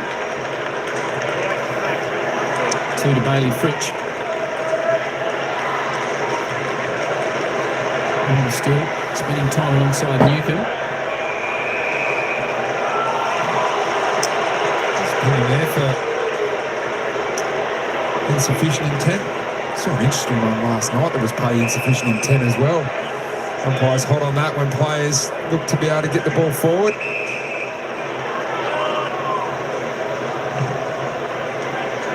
Up and under ball. Meek tries to get early body contact on Gawn. Melbourne winning around the congested areas at the moment. Now Oliver. Centering ball to a dangerous area. Fritsch will come. Good mark, Bailey Fritsch. Just got in the side of Sicily. Yeah, Hawkey caught Sicily off guard there, didn't he? Snuck up behind him like a good forward and grabbed the body at the right time. He did, Jack. Sometimes when your defender plays in front of you like that, the hesitation, or sorry, the opportunity then to go further forward is sometimes too much for a forward, but that's really smart positioning. We're seeing May and the impact he's having down the other end, but for Fritsch to be able to be 5 metres away from Sicily to allow him to get to the contest, compete and mark it inside 50. Hopefully he's not thinking about the shank he had in the first quarter. Off the siren in the first term. Well, Ben Dixon, deliberately or not, has mozzed him. Deliberately. Dicko. Amon plays on. Sends it out towards Impey. Marks in front of Weddle. Wants to move it. Jath sprinting down the wing. Really moving is Jath. Perfectly weighted ball. Ran about 70 metres. Quick transition for the Hawks. Best of the afternoon. Gunston wants to go again. See the ball whipped forward quickly there. Yeah, and Gunston was looking to try and get that on again, but it was Bowie who was on more, just held back and thought, if we're going to give up a shot, this is a really good spot to give up a shot from. Still having a shot for goal, but better here than 15 metres out from goal. Missed his one set shot opportunity in the first term, did Gunston, and 501 career goals. The famous number 19. And that'll be a second behind for Gunston. So for everything that Hawthorn do out of the back half, their kick-outs are sort of one of their weapons. It's one of the first times they've used the side that's got less numbers on it. Risky exit ball. Windsor does well. The Demons kick in a hurry towards a contest on the wing. Van Rooyen front position. McDonald front and centre. Perfect. Warple. Stack of possessions. 17 in the first half. Hawthorn players calling out for it in the middle of the ground. So still there's clearly the instructions for Sam Mitchell to take it through the middle, but Melbourne's defence at the moment forcing Hawthorn to a lot of boundary use.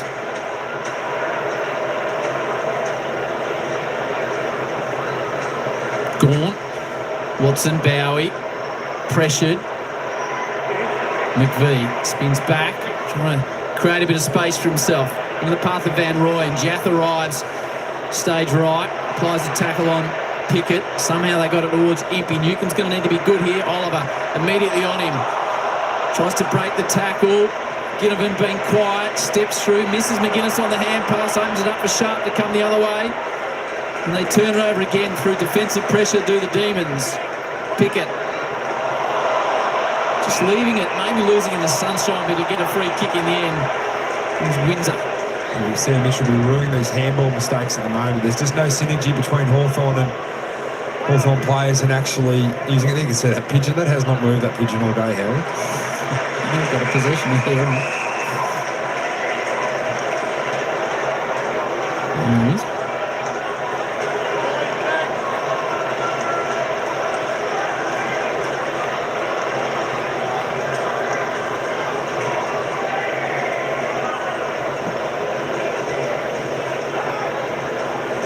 Gone. Ambrosio chose not to release it first time.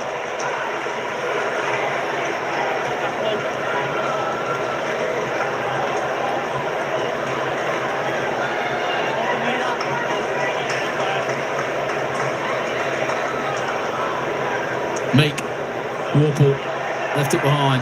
Ginnivan pats it out in front of himself. Sharp, Ginnivan. Salem dropped to the ground. Rivers got the arms above the tackle. Now Lindsay. Oliver. Bit of space finally. Van Rooyen. And towards Sharp. Now Lindsay, centering ball on the left. Sicily tracks back. Off Rich. Again. Marks over the top of Sicily. I think it's been paid for an off-ball free kick. I'm not sure who it was that tried to take the unrealistic attempt at a mark. Van Rooyen's down. So it goes the way of the Hawks. He goes the way of the Hawks. And the trainer in the way here. And Jacob Van Rooyen. To see there, that was an unrealistic attempt. I think it was Langford who came from behind the contest. Yeah. Transition by hand down the outer side. And Ambrosio, they've got no room to work with it, and they work it well though. Back to Ginnivan. Pulls the kick. Walker's going to have to take the pack on. Does well to stand up. He knew it was coming. We've been the Hawks' best. Now McGuinness got a rare bit of space going forward for the Hawks. Gunston missed a couple of opportunities, doesn't want to have a shot. In the end, misses everyone completely. McDonald clean. Here comes Ward, steps through, little left footer, and the Hawks up the scoring in the second half. Yeah, that one hurts the D's there.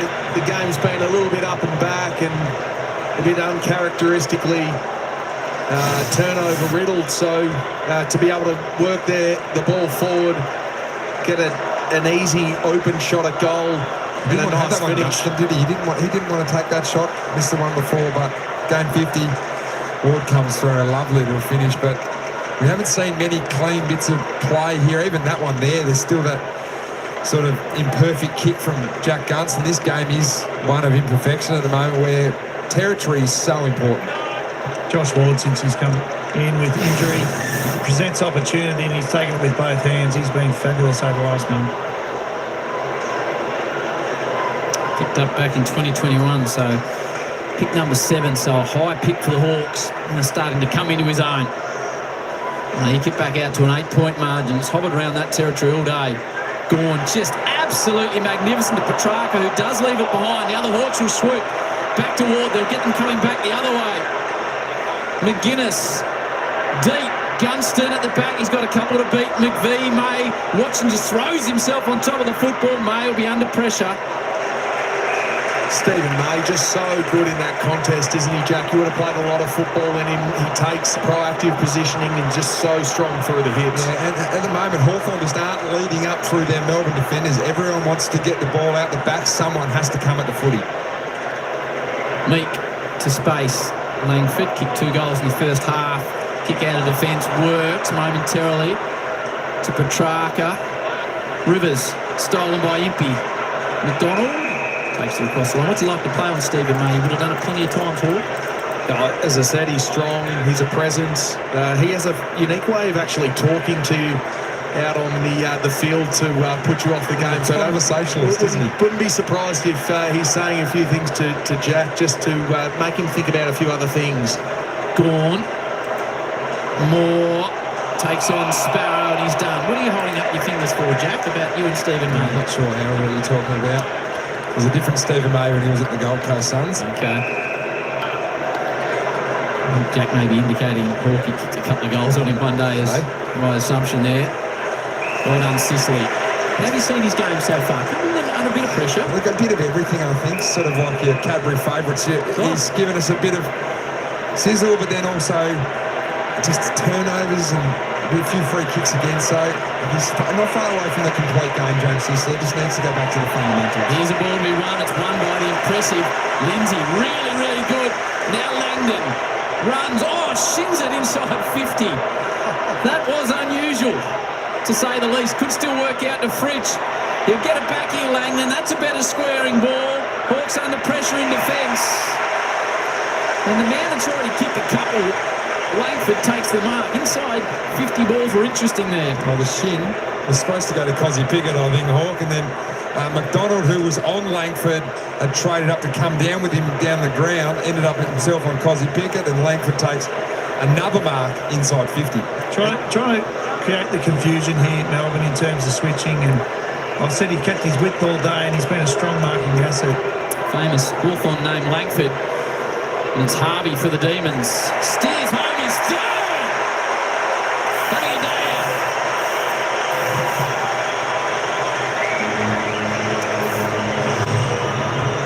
Now, I don't know if it's necessarily been a plan of Simon Goodwin to get the ball in as ugly at how they have at times, Jack, but it's really been effective. Without a dominant tall forward, I mean, Bailey Fritsch is a marking forward. Van Rooyen likes it in a contest and is happy to jump at the footy, but those ugly balls coming in, Ed Langdon here, as you rightfully said, Jack, straight off the shin, maybe the instep, we're being a little bit unkind to him, but then their ability to be able to outnumber at the contest, use the numbers and then kick to a really predictable spot where Harvey Langford's pushed forward off that wing again to have an impact and kick his third. So well and truly game on. D's are on top here for sure. Yeah, that forward half intercept game for Melbourne on fire at the moment. 2 goals, 5, so 7 scoring shots. Child in the middle. Lindsay and Langford are going to give Melbourne supporters a lot of joy over the years. Wobble ball forward. Big contest. Battle stays down. Plays fall everywhere. It's going the way of the Hawks. And then Jeff. He's got it high there, CJ.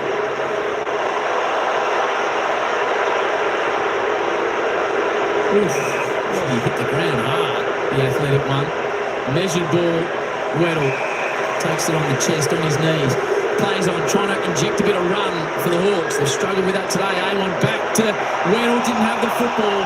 He was unlucky there, Langdon. Didn't realise that he'd lost it in transition. Applied the tackle as the ball was on the deck. Talk about CJ, the athlete. This guy is seriously covers some ground. Hardwick. Morrison, here's the important kick, hangs up to Moore. Oliver arrives with a big fist. McDonald has done a good job on Chol and Melbourne. Screw it out of defence, tight on the line. It's all okay. Little Sparrow into the fence from Jaff, didn't enjoy that. So that his hands up, didn't mean to there, but the closing speed on Jaff just to get across there. But you're right, a couple of absolute athletic specimens. Hawthorn just need to settle a little bit. At the moment, they're trying to do too much with the ball. Actually remain a little bit more composed. Let the game unfold. Hawks by 6 at quarter time, 1 at half time. Now to 2 points. Melbourne driving forward again. Sicily. Fritsch has done well in the air last couple of contests. Brings it to ground. Petrarca rages after the football. Morrison does well to get him back the other way. Jets everywhere at the moment. Tucks it under the arm. Doing a wobble ball forward. Watson creates a bit of space where few could. Looks to accelerate now. Inboard. Newcomb, he's got one further by hand. Ward's having a good turn. Elects not to go for goal now. Dunstan's missed 2. Laid off his third opportunity. This is what he needs to kick for his team. Gee, that was important by the Wizard Watson there on the wing. Just the ability to win the contest, use his speed to go around Van Rooyen and drive towards the middle of the ground. It's a key forward's absolute delight when you see it coming through the middle.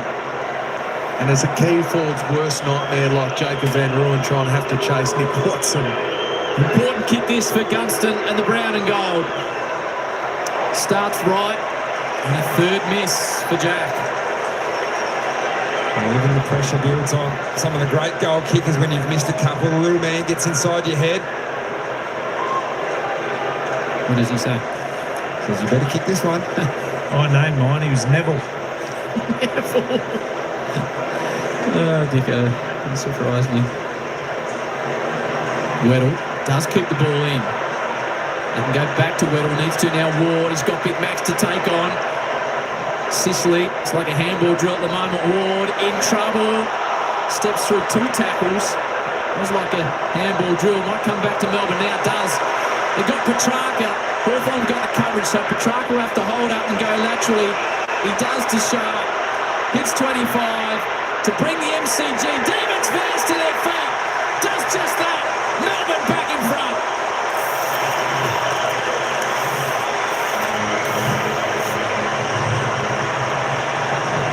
There's a lot of defence. It's so good for Melbourne. So Goldstrip's taking the subs vest off, so we'll head down to the boys soon. But this Bunnings build-up play here is so critical to Melbourne and what happens in the rest of this game today. The desperation to dive and smother there. Hawthorn are giving them opportunities with their cute ball use, and Petrarca, great vision off the line there. For the young man to run through 50 and finish this and put Melbourne back in front. That shows at a level head there. Christian Petrarca has been awesome in that second quarter and continued on in this third.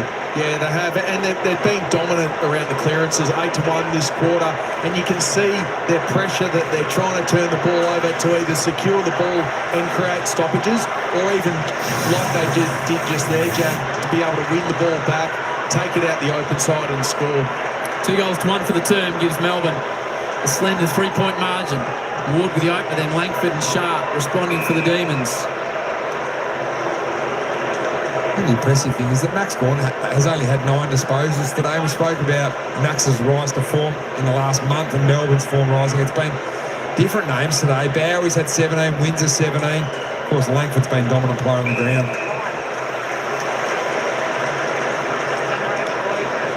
Langford 15 disposals and 3 goals straight. Good one grabbing out of the ruck. Drops it forward. Sicily over the back of him. Van Rooyen taps to space. That space is filled by Chandler. Keeps low. Keeps his feet. Chandler bounces it. Wrong side. At the post. We also talked about the Newcombe-Clayton Oliver matchup too, which has been an important part of the clearance success for the Hawks. Jaff tried to play on from the full back and drove it straight to Petrarca. So all going the way of the Demons at the moment. Pickett's deep.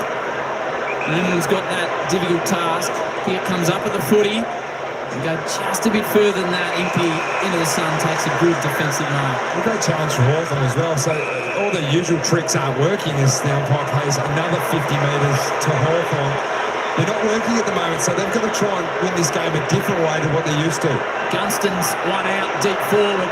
That's what they're looking to access by playing him quickly. Now he's got company. McDonald falls to ground. The umpire had his fist in his mouth there, didn't he? I think he thought there was we probably thought it was a free kick to Tom McDonald or a mark. And he's got Salem for company.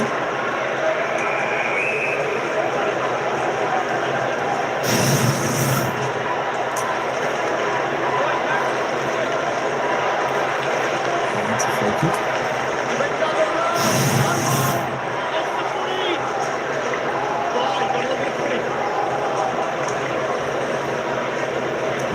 To tap it down in the path of Ginnivan. Turner. And Ryan worked underneath it. McGuinness stands up in the tackle.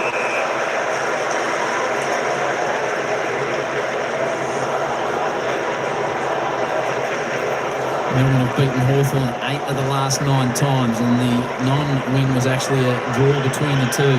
Incredible record the last few years. D'Ambrosio to space, but it's filled by Windsor. Got all the answers at the moment, the D's.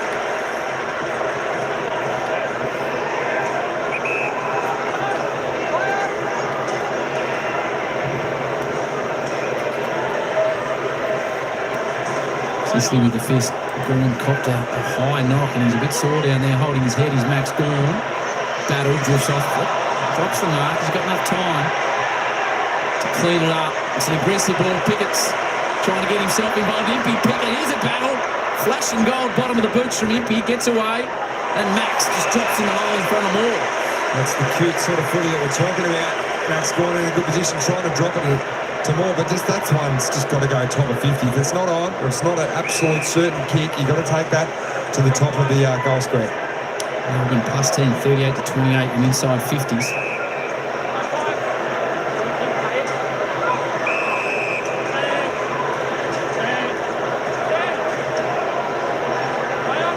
So Melbourne were going to activate their sub in Thilstrup. He took the top off, ready to go. Now he's got it back on, sitting at the bench, so changed their mind.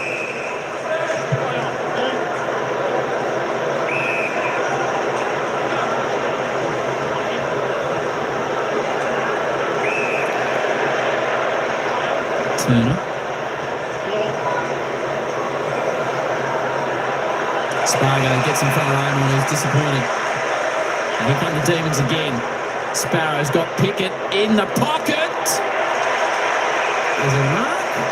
It is. It's a good little lead. I reckon it might have gone out, but he's going to go around the body. Is he, Cozzy? It's the absolute very best from here. I mind seeing him try and dance around CJ here. Pickett. Touch now. It's difficult, that one, Hawk, isn't it, when you start getting there that far? Yeah, I think every player's got their angle or distance that they would go back to the regular drop punt, but obviously Keziah would do a lot of work in that part of his game, being the player that he is, and was confident that that was the right kick for him, but they're very, very hard to execute that far out. Melbourne eke it out to 5 points. Morrison provides the lead. Sisley. That's a wonderful kick. Gee, that's a good kick, and he hits the man that came on as a sub, Bailey McDonald. That's more what the Hawks fans expect from Sisley. Jaff. And by Ward, just screws out of the pack forward. Weddle with an important touch. He'll get it again here, Weddle. Looping hand pass to Bruce. Elects not to go for home. Hits Ginnivan on the lead. He was more fortunate that that ball got through this contest on the wing here with Ward. Melbourne had the numbers around there, but fortune favours an aggressive side and attacking side. Certainly from the kick out again. Sisley's kick was unbelievable. McDonald, and that started that aggressive play. 7 disposals for Jack. First shot towards goal. And go around the corner. Melbourne queue up to try and stop him. Sharp finish from Ginnivan, and the Hawks take back the lead.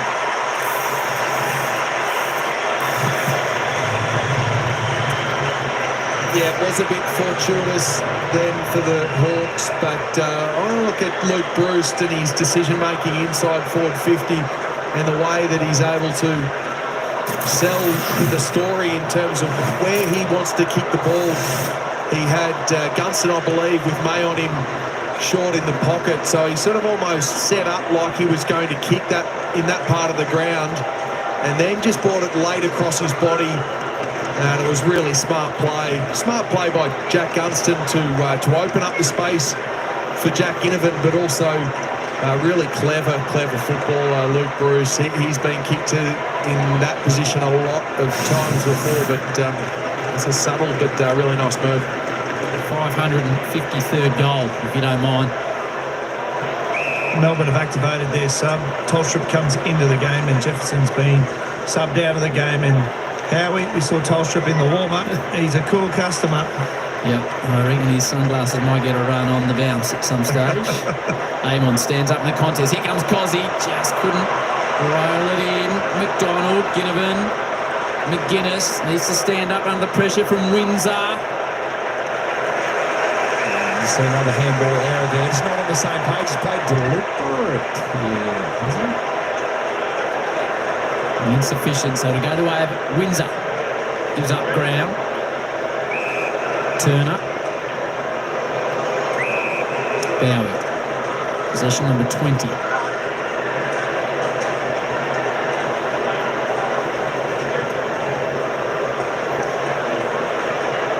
Sicily waits down.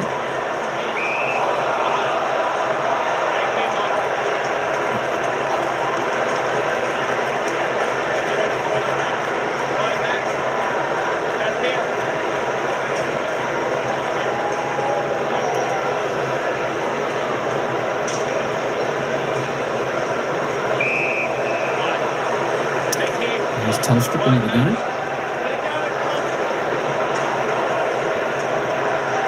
Doing looking for space. As far as McDonald. Little's got a couple to compete with, and McDonald wins it in the air. 1 point game. Melbourne looking for a 4th win on the trot. The Hawks looking for a 7th win. Just controlling the ball here, the D's. Taking up a bit of time. I think Simon Gould would be happy where they're at the moment. Trying to pry the Hawks open potentially for one last roll of the dice to score. V continues the transition around the back line to Salem. And Bowie. Equal now with Petrarca on 21. Nice for the D's. Turner again. I love when they get into this play because then Hawthorn start to tease a little bit, just trying to tempt that risky kick. Happy to go down the line a Big Max, why wouldn't you? And Royan provides the aerial support. There's an important tackle there from McDonald. Because Melbourne were out. Bailey Fritsch couldn't get his hands free just to give that little handball, and would have been a good scoring opportunity for Melbourne, but an excellent tackle. And number 5 for McDonald, only started 1 on the ground, the rest is a sub.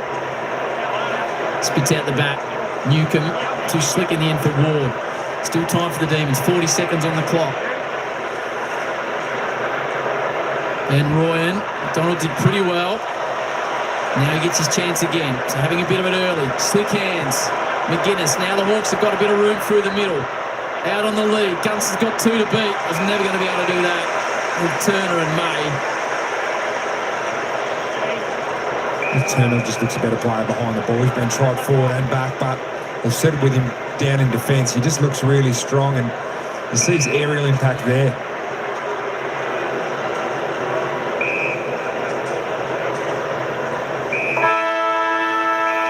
Hawks by 6 at quarter time, 1 at half time, 3-quarter time here. Game on the line. Hawthorn 7-8-50. Melbourne 6-13-49. The Hawks lead it by a point. Mitchell and Goodwin will have a chat to the troops. 3-quarter time here. The Hawks lead it by a point. So much more footy coming your way here today. Super Saturday Live on Fox. Later on tonight, it's the showdown. But directly after this, we head across the city to Marble. Essendon taking on the Swans. You see it all here exclusively. All right, there we go. It's the Hawks by 1 point at 3-quarter time. Holy moly, Melbourne hit the front in that 3rd term. Hawthorn kicking the final goal there. 2 goals, 3 to the Hawks in that 3rd term. 2 goals, 3 to Melbourne. Wow, 7-8-50 the Hawks, 6-13-49 Melbourne. Who's this going to be? Who's going to win today? I tell you what, in the poll, we've got 56% still saying Hawthorn will take this game out. 44% saying Melbourne. Hey, what? It's anyone's game. It is anyone's game. I still, you know what? I don't know. Look, I got a feeling that Melbourne might get up. It's just one of those feelings. But then the other half of me think, nah, Hawthorn will win, because that's what we expect. But Melbourne, I still like the way Melbourne are going. Oh my gosh, just kick straight, Melbourne. Come on. All right, let's go and have a look at the goal scorers. Harvey Langford, the multiple goal scorer and leading the way for Melbourne on 3 goals. Tom Sparrow, Harry Sharp, Kaiser Pickett, the single goal scorers for the Hawks. Nick Duck the Head Watson, he's their leading goal scorer on 2. Josh Ward, Dylan Moore, Meek, Ginnivan and Bruce with 1. Gunston still unable to slot a goal. He could have had a nice snap around the corner, but he decided he didn't want to kick it, tried to pass it and shanked it. My gosh, no goals from 3 attempts. Isn't a quiet day. It's a disgrace. He's a forward who can't kick a goal. He had one. He did have one from the boundary. Just sort of missed the post a little bit. Yeah, I know he should be. He should be in there a little bit more. Ordinary day, but he has had a few big games. So let's just hope he gets that one goal for the multis for people in there. James Warple, 3 players on 21 disposals out on the ground so far, and of course that's James Warple from Hawthorn, Christian Petrarca and Jake Bowie there from Melbourne. Caleb Windsor also on 20 for Melbourne. Sicily, he's trying his best. He's on 20. Let's continue down because we'll be back in a moment. Ed Langdon there on 16. Who else we got there we can have a little bit of a look at? Kaiser Pickett, he's having a good game there for Melbourne. 14 touches, 1 goal, 2. Should have been 2 goals, 2. Thanks, umpires. Yeah, there we go. Tom McDonald, 14 for Melbourne. Blake Hardwick on 13 for the Hawks. Connor McDonald on 11. Clayton Oliver, he's just having a quiet game. He's having a quiet season. Well, he's had a quiet season and a half. Not sure how he's still in the senior side. There we go. Jack Gunston down there. There's your man. 8 touches, 6 kicks, 2 handballs, 5 marks. 3 behinds. Can he stick one on the board? Jack the Mouth Ginnivan, he's had 8 touches for a goal. There we go. There are your player stats. Let's just have a quick look. I'll have a look at the inside 50s. Hawthorn in that term, well, tidied up their 50s a little bit. It was 12 inside 50s to Melbourne in the third term, 11 to the Hawks. 39-30. There we go. Handballs similar. Kicks, Melbourne plus 32. Plus 29 overall disposal count. Free kicks 19-15. Just a few ahead there. The umpires levelling it up. Sometimes I think the umpires are on Hawthorn's side today.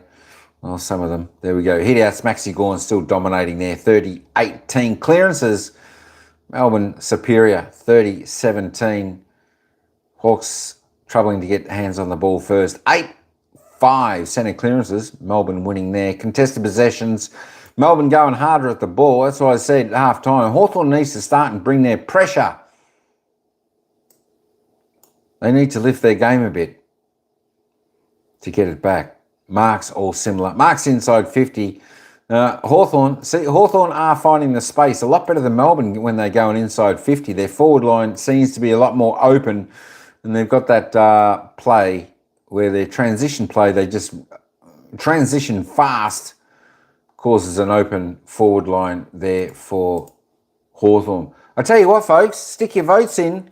You still got time. We've still got a quarter to go. 56% still saying Hawthorn are going to win this game. Tell you what, it's a flip of the coin. I think we're going to have a ring-a-ding-ding final quarter here. Who's going to win? Melbourne have only been in front 2 times in this game. It was when they led by 2 points in the opening quarter, and they got out to about a 6-point margin, I think it was, somewhere there. Right on this point. 24-minute mark they were in front. And Hawthorn snatched it back.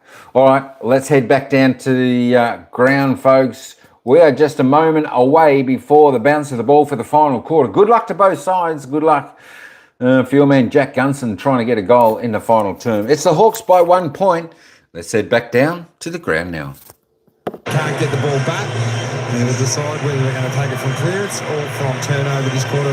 Sam Mitchell would like to see both, but at the moment, neither parts of those games up and going for Hawthorn. Game on the line, MCG, Super Saturday Live, all exclusive today on Fox. Meek and Gawn resume their titanic battle. Meek kicked the opening goal of the match. Gawn has become more and more influential in the taps. Oliver tracks it back. Another clearance for the Demons, the way of Salem. Tolstrup, Giath, D'Ambrosio, back to CJ. And the number 9, formerly worn by Shane Crawford and Sean Bergen and Ward. Ripped down by Pickett. The Demons will play on, take the advantage. Ahead of the footy. Tolstrup, now Petrarca. Slides it into the pocket. Just too much on it for friction in the end. I think it went out the full unless Fritsch got a hand on it, which he'll claim, but I think it'll be denied. Well, the stakes are very high, as we know, in this game of football. You see Sam Mitchell down on the boundary line now, so coach the first 3 quarters up in the coach's box, but down in the heat of the action. Yeah, Melbourne take on Brisbane away next week, so that's a tough one on the Hawks. Up to Darwin to take on the Suns, which is always difficult. Max Gawn's take on the Hawks solo.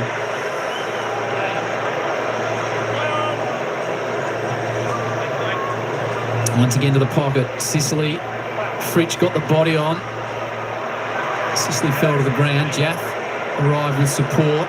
A lot of wrestling off the footy, and Max grabs it again. It's just so hard to... he's so tall, but then he's such a good mark as well. You can be tall and just be good at getting your hands on it. Max Gawn just grabs it, but he puts himself in the right spot every time. The third inside 50 in a row. Sicily got an early body on Fritsch. That's better from James Sicily there. The runner in battle. Some of his exit kicks have been a bit iffy today. And there's another variety of one. Too much on it for Weddle, straight to Turner. Patient build-up from the D's. McVee. And give up 80 metres. The Hawks try and press up a bit. Nothing really presenting for May, but now Max is deep. Sets himself now. Sicily comes from behind, but they can't stop Max. They knew he was there. They saw he was there, and they could do nothing about the fact he was there. No, you called it perfectly, Howie. It was really smart play by Melbourne to get that uncontested mark game going, just to pry out the Hawthorn spare defenders, and Max Gawn's covered a fair bit of distance from the other side of the ground. He must be a player that sleeps well at night. All Australian, 6 of the last 7 years, premiership captain, coming off 35 last week. Kicked 1 goal for the season. And a massive start to the term. To give his team the lead, Gawn hits it just off target. That's rare from him because he normally kicks it right to left. He's got a big swing, so he's aimed at the right post, which he normally does. He's kicked it arrow straight. All squared to go 6-14 though to 7-8. Hawks still not confident exiting defence. Melbourne again well set up. Ward needs to be clean. Back to Hardwick. Jaff provides the spread. Warple sits for him eventually. Meek's going to be under all sorts. Again, it's the pressure by Melbourne. So they've been able to do it for 3 quarters, and now it's becoming that perceived pressure. When Hawthorn get the footy, they feel like they need to get it out of their hands and onto the next player, and eventually they get it into a stoppage situation where they're being dominant. Joel McDonald kick forward and footy for the Hawks. Langford 3 in the first half alone, the young man Harvey. Harvey's going to have to stand underneath it. Van Rooyen gave him a shove. Yeah, just the paw in the back of the hand, Van Rooyen. All he needed to do was just get the body on late without sticking the arm out, bring it to ground to where Cozzy had the outnumber ahead of the contest.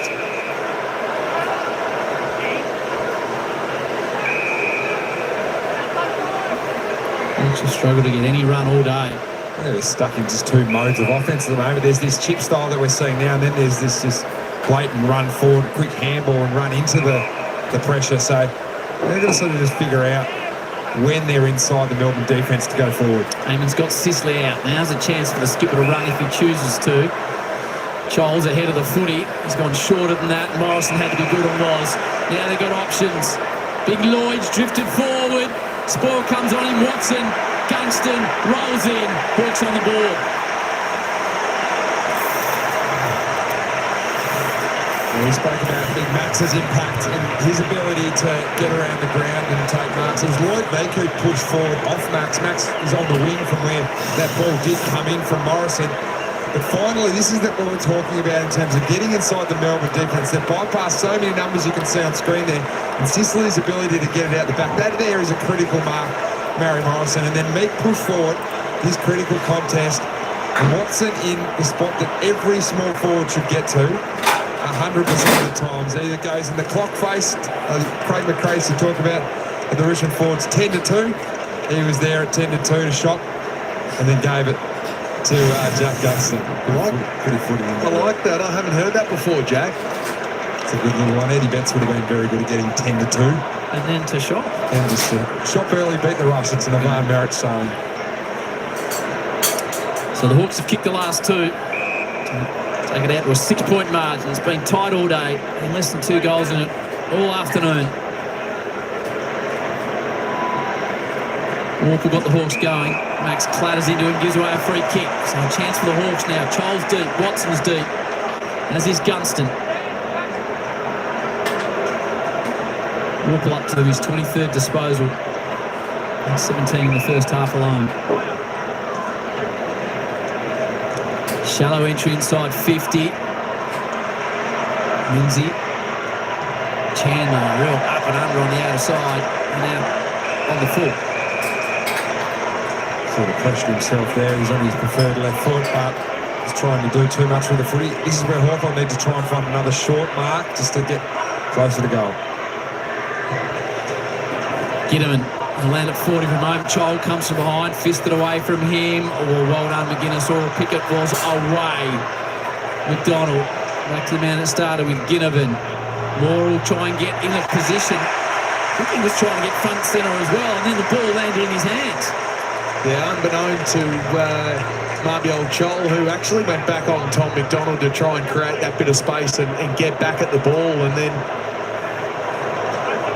Moore saw the opportunity to sneak forward as opposed to roving the crumbs. He went forward and took the mark himself, and he lines up with a nice shot at goal. Kicked the opener in the second term, did Dylan Moore, to make it 3 in a row and give the Hawks a little bit of comfort for the first time all afternoon. And it's been a tough day kicking set shots at both sides. Yeah, it was a crafty move because you can use those sort of key forwards as a bit of a blocker, which he did there, Dylan Moore, but at the moment it's going to be the football club that actually decides to kick the ball straight, as simple as that sounds here in this close game of footy. Child might have an impact on the contest. He does momentarily. Now the Demons, important. Max has got 5 metres on Lloyd. Dishes by hand. Oh, run down brilliantly by Walpole. Morrison elects not to go. Really good tackle on Windsor. And that's a change there because Hawthorn would have just taken off in the first quarter. You can see slowing up a little bit. And going down into the path of Max Gawn. Here he comes, Maxie. Morrison. Now Gunston on the left. Tries to fashion a centering ball. Fist came, it was good. McDonald hasn't kicked an AFL goal, wobbles it forward. And some rare repeat inside 50s for the Hawks. Yeah, it is. And McDonald's been pretty good since he's come on in Southern. He's had some impact. You can see Sam Mitchell's changed up and come down to the boundary line as well as Simon Goodwin, so they can sense the occasion at the moment, trying to get the messaging out quicker to the players from the bench. Meek in front to his small men, has a second go at it. Watson providing pressure. No look hand pass, Rivers. Dumped. Ginnivan was the tackler. He's going back at Langdon.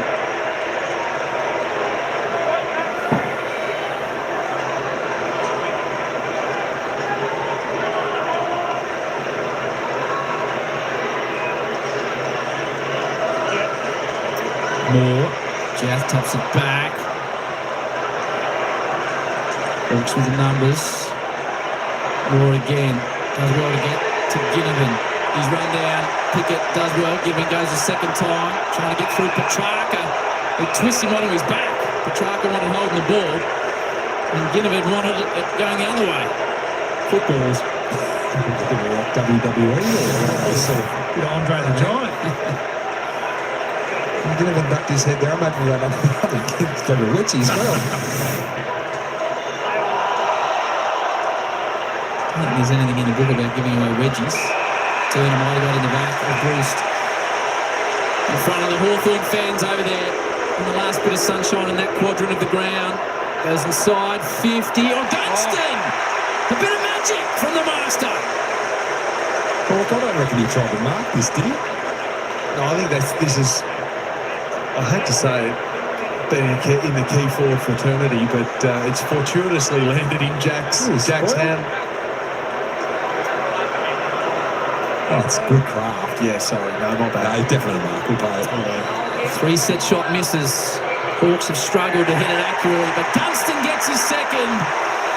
And the Hawks have kicked the last 3 just to ease out to a 13-point margin. Yeah, we're seeing how important it is to take your opportunity in front of goal, Howie. I feel like, you know, the game's pretty evenly balanced. It certainly has been at quarter, half-time and three-quarter time, but Hawthorn just skip away here by 13 points off the back of, you know, some quality entries. Certainly their pressure has improved. And they've taken their opportunities and been bigger in the moments that they've had so far this quarter. So it just goes to show how important that straight kicking a goal is, like you mentioned before, Jack. Yeah, you rewind back to quarter 2, and Melbourne had 18 inside 50s to Hawthorn's 10 and kicked 2 goals, 7. And you see Ginnivan and Dunstan, the last goal kickers there for Hawthorn. So Melbourne, the challenge has been laid down for them. 2 goals for the term for Gunston.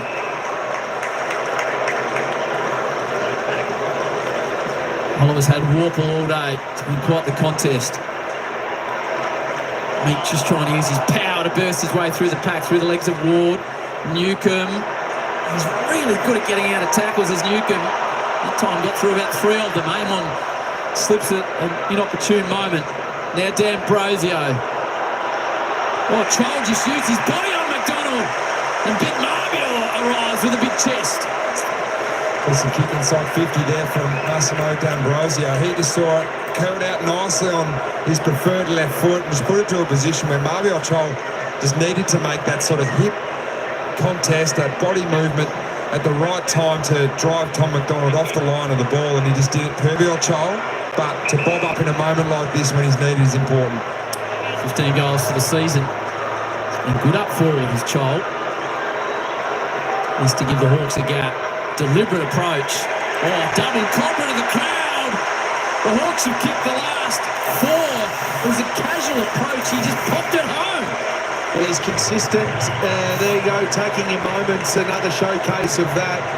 But I don't know if Mabiel Chol has always been as aggressive as what I've seen in the last couple of weeks. He's smart to be able to protect that ball, the drop zone, Jack, that you're talking about, and then to be able to go back on his opponent, Tom McDonald, create that separation, and then get back at the footy. Now, that's just smart football craft, high IQ, which is not something that we necessarily probably have thought of Mabiel in the past. Yeah, and the kick there from D'Ambrosio makes that body movement, because a lot of the times it's hard to shunt a player at that critical point in time to create the space, but because the kick went to the favour of Mabiel, he actually has the ability then to run Tom McDonald off the line and go back to where it's going to land. Hawks have kicked the last 4 in front of 50,351 people looking for another exit. They're just starting to roll at the moment. The Hawks, the Demons need to hang on.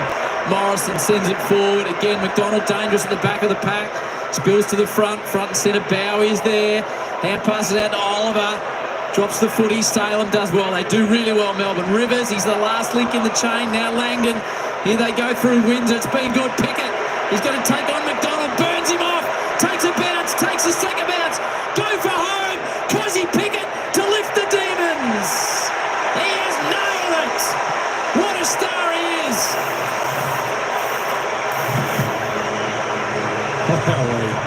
He's just got electric pace, doesn't he? He's quality. It's just, I mean, single-handedly he has just shifted again the momentum from Melbourne. Off the back of 4 goals against, one man gets the football and the crowd feel it, and I'm sure the players feel it out there as well.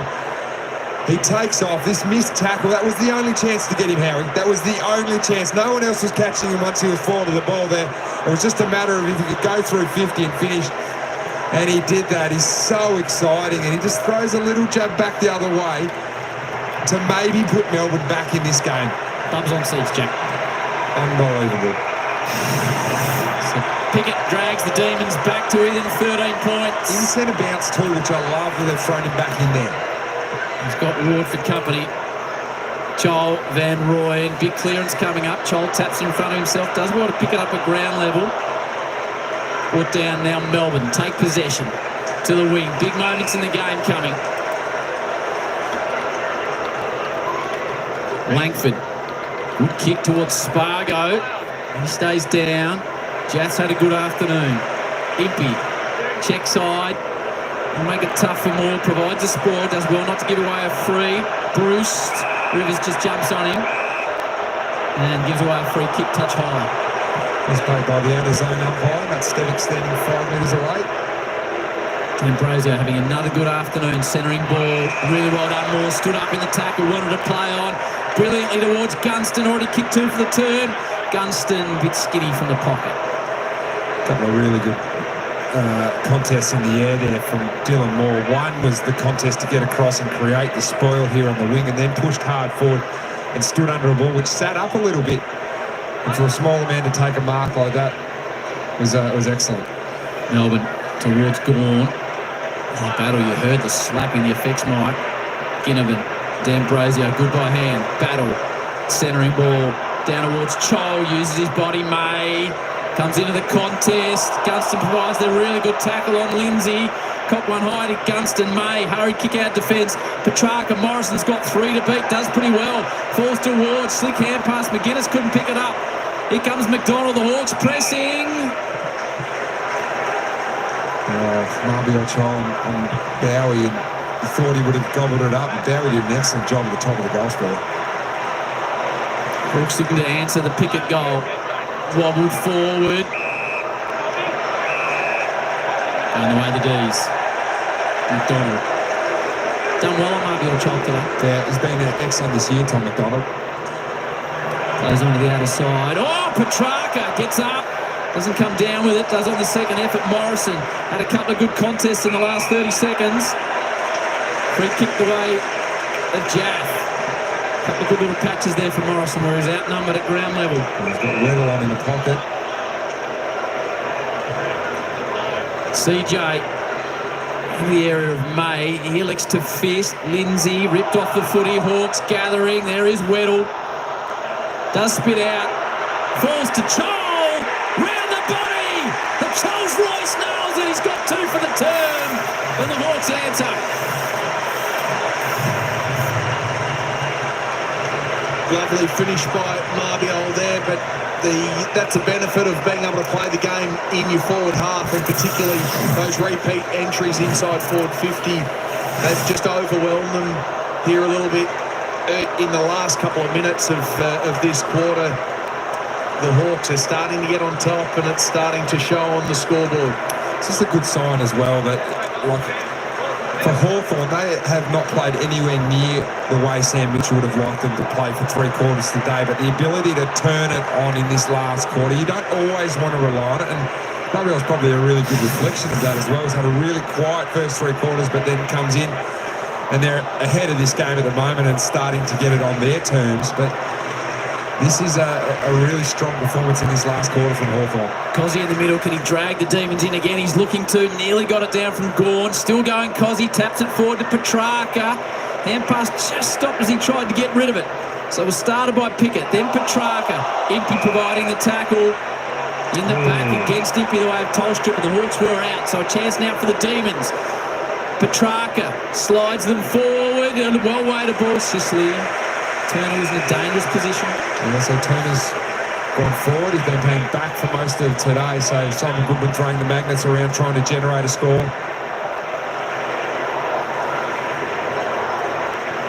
Game high 20-point margin the way of the Hawks. 1 point at halftime, 1 point at three-quarter time the way of Hawthorn.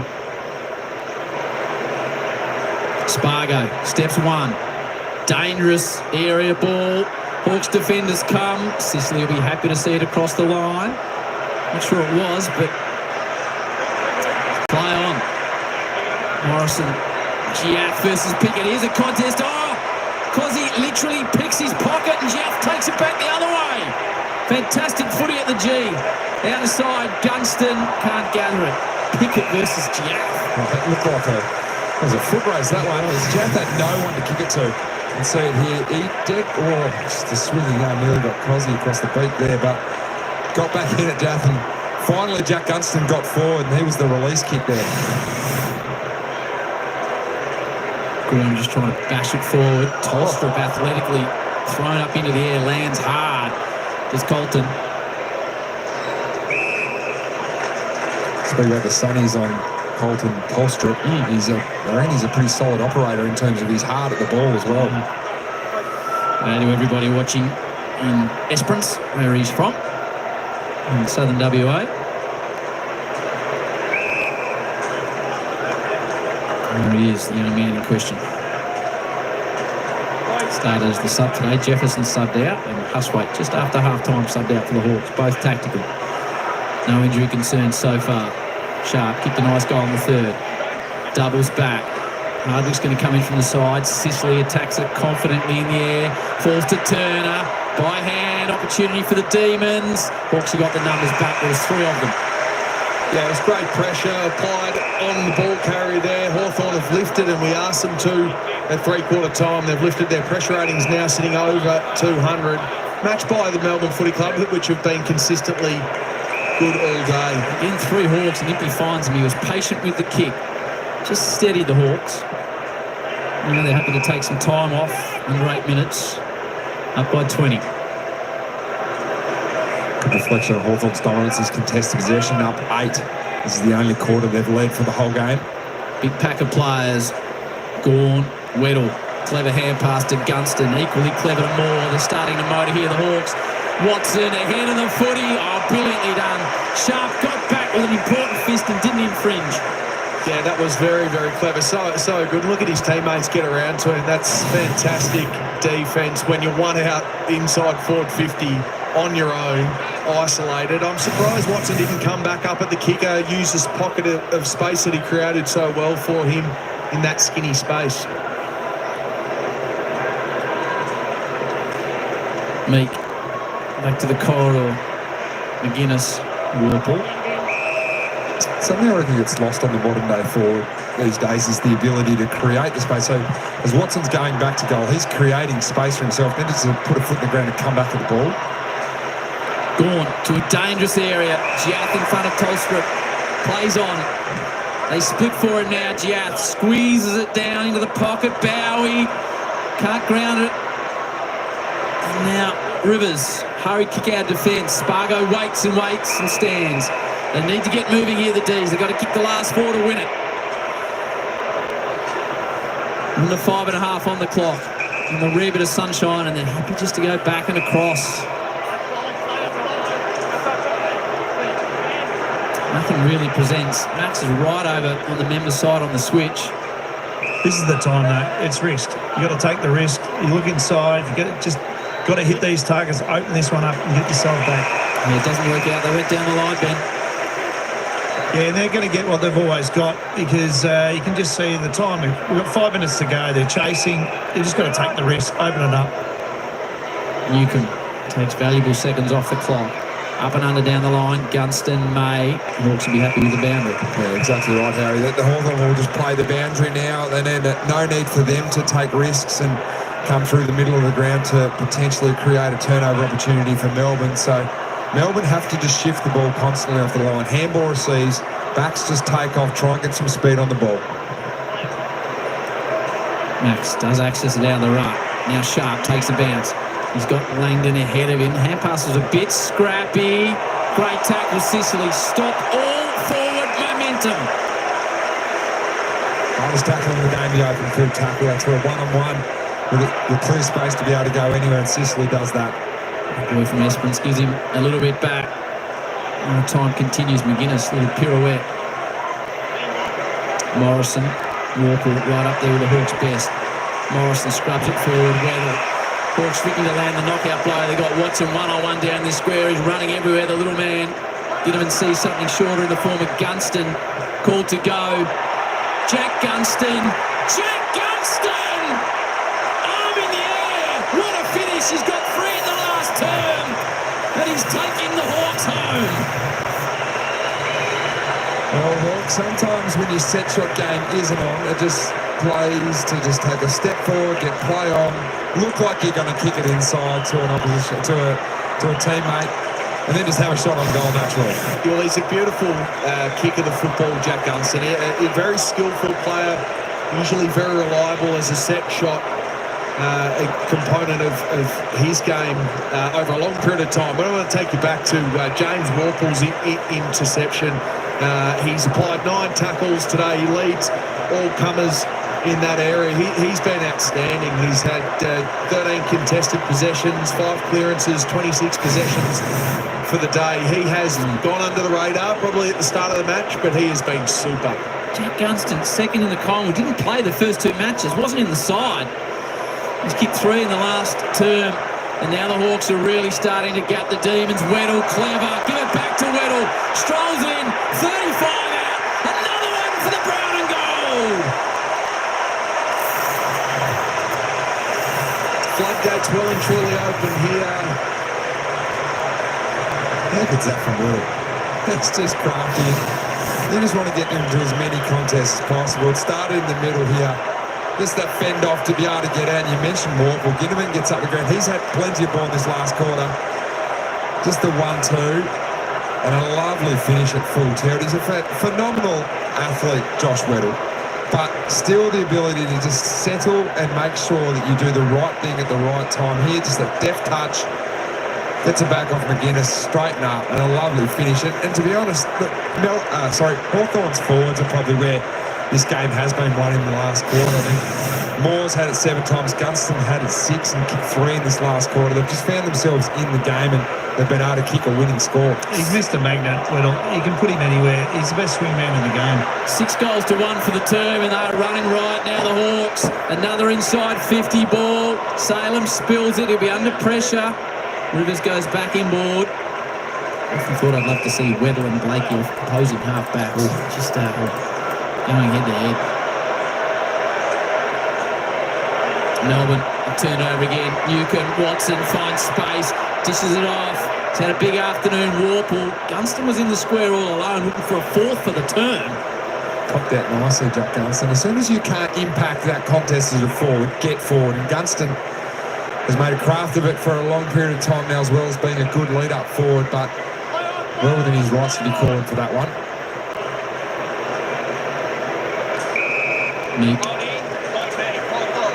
So it's going away of Lloyd. The opening goal did Lloyd. It's an aggressive, it's a good kick from the big fella. Ginnivan's starting to really get involved in the game. Didn't want to take the shot for goal. It's a touch ball, Max. Well done, McVee. So what have the Hawks done in the last term? They kicked, first 3 quarters they kicked 7 goals. They kicked 6 in this last term. Well, Melbourne have actually won the clearances today, but you look at scores from stoppage, 6 goals 3 for Hawthorn, 39 points to only 1 goal 4 from Melbourne. So as much as Gawn's dominated in there and they've been able to get the clearance battle on their terms, they just haven't been able to score from it, and Hawthorn have.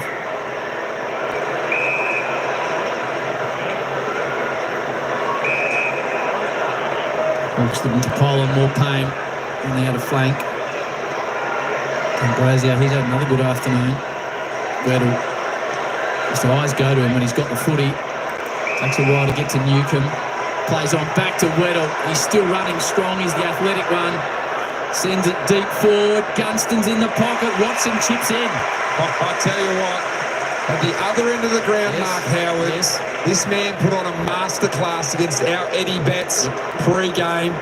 He said that he didn't like to go the check side, so he's actually going to go the left foot around the corner. I don't know what he's doing here. Eddie, this is unbelievable. Watson plays on, keeps it low, and a touch narrow. He should have went the check side, Jack. He put it straight through the middle down the other end. I don't know what he's doing now, just like you said. I think he must have caught what you had in the pre-game, because you missed that one as well. Relax, mate. Take a mark in this game, Eddie Betts. Bowie. Meek and Gawn. It's been a great battle. Max really started to lift it this final term, first 4 or 5 minutes. Stiff there, Max Gawn. I felt like he probably had enough to claim the mark. 19 disposals for Max. Now Hardwick, that's a sizzling ball inside. Gunston comes from behind. Have you seen the Petrarca-Newcomb battle that the coach, Simon Goodwin, set up for us at the start of the day? Yeah, look, Petrarca was awesome in that second quarter. He had 7 inside 50s in the first half. Probably just, you're not getting the value from him at the moment, but he's been serviceable, and Newcomb's really stood up in this last quarter. Hawks haven't beaten Melbourne since 2018. Still now towards Watson, sets himself just ease underneath it. Yeah, one thing about Petrarca, though, when the ball has been in his area, he's just looked as dynamic as I've seen him look in years, in terms of the way that he can get the ball, win it, and then distribute it to his teammates in a clean fashion. Petrarch's at 26. It's Oliver on Newcomb. Oliver's had 13. Newcomb 19. There is Newcomb again. Scoops it up off the ground. Pickett tried to lift his team at the start of the term. Impey, they're queuing up the Hawks. Straightens on the left jam, and Impey to the top of the square. Oh, Gunston! He's got free for the turf. He couldn't quite get a boot on him. Stephen May just got the paw in. He's probably stiff there. Might have been a free kick to Jack Gunston there. It's one of those ones where you're on your knees and just all you want to do is just get a little toe at it. We got a good look to see if he did, but I don't think he did, unfortunately. Review complete. Looking at this angle, we can see the ball comes off the Melbourne defender's hand last. Decision on scoreboard.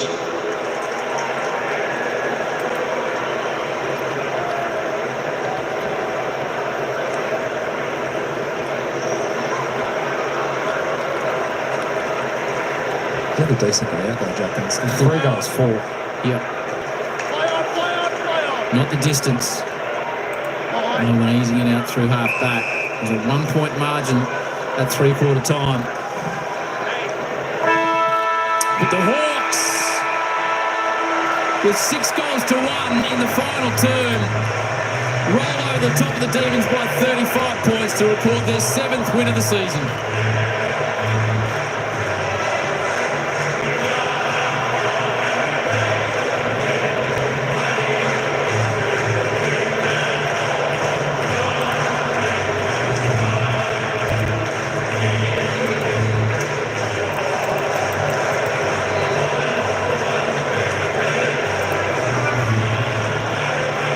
Hawthorn by 6 at quarter time, 1 at half time, 1 at 3/4 time. It was 50-49 at the final break. In the end, Hawthorn kicked 6 goals to 1. Jack Gunston 3 in the final term, 13-13-91 to 7-14-56. The Hawks by 35 points. They head up to Darwin next week to take on the Gold Coast Suns. Melbourne take on the Premiers away in Brisbane. Even for 3/4, Tom Hawkins, but in the end, the Hawks attacking guns fired late. Yeah, they did. They made the most of their opportunity when ball was in forward half. And in that quarter, spent a lot of time down in their forward 50. They were clean. They were brilliant in front of goal. That was a great way to finish off a game where it was in the balance, and Melbourne took it right up to them. They were really good, got back to their DNA. I heard Simon Goodwin talk about it during the week.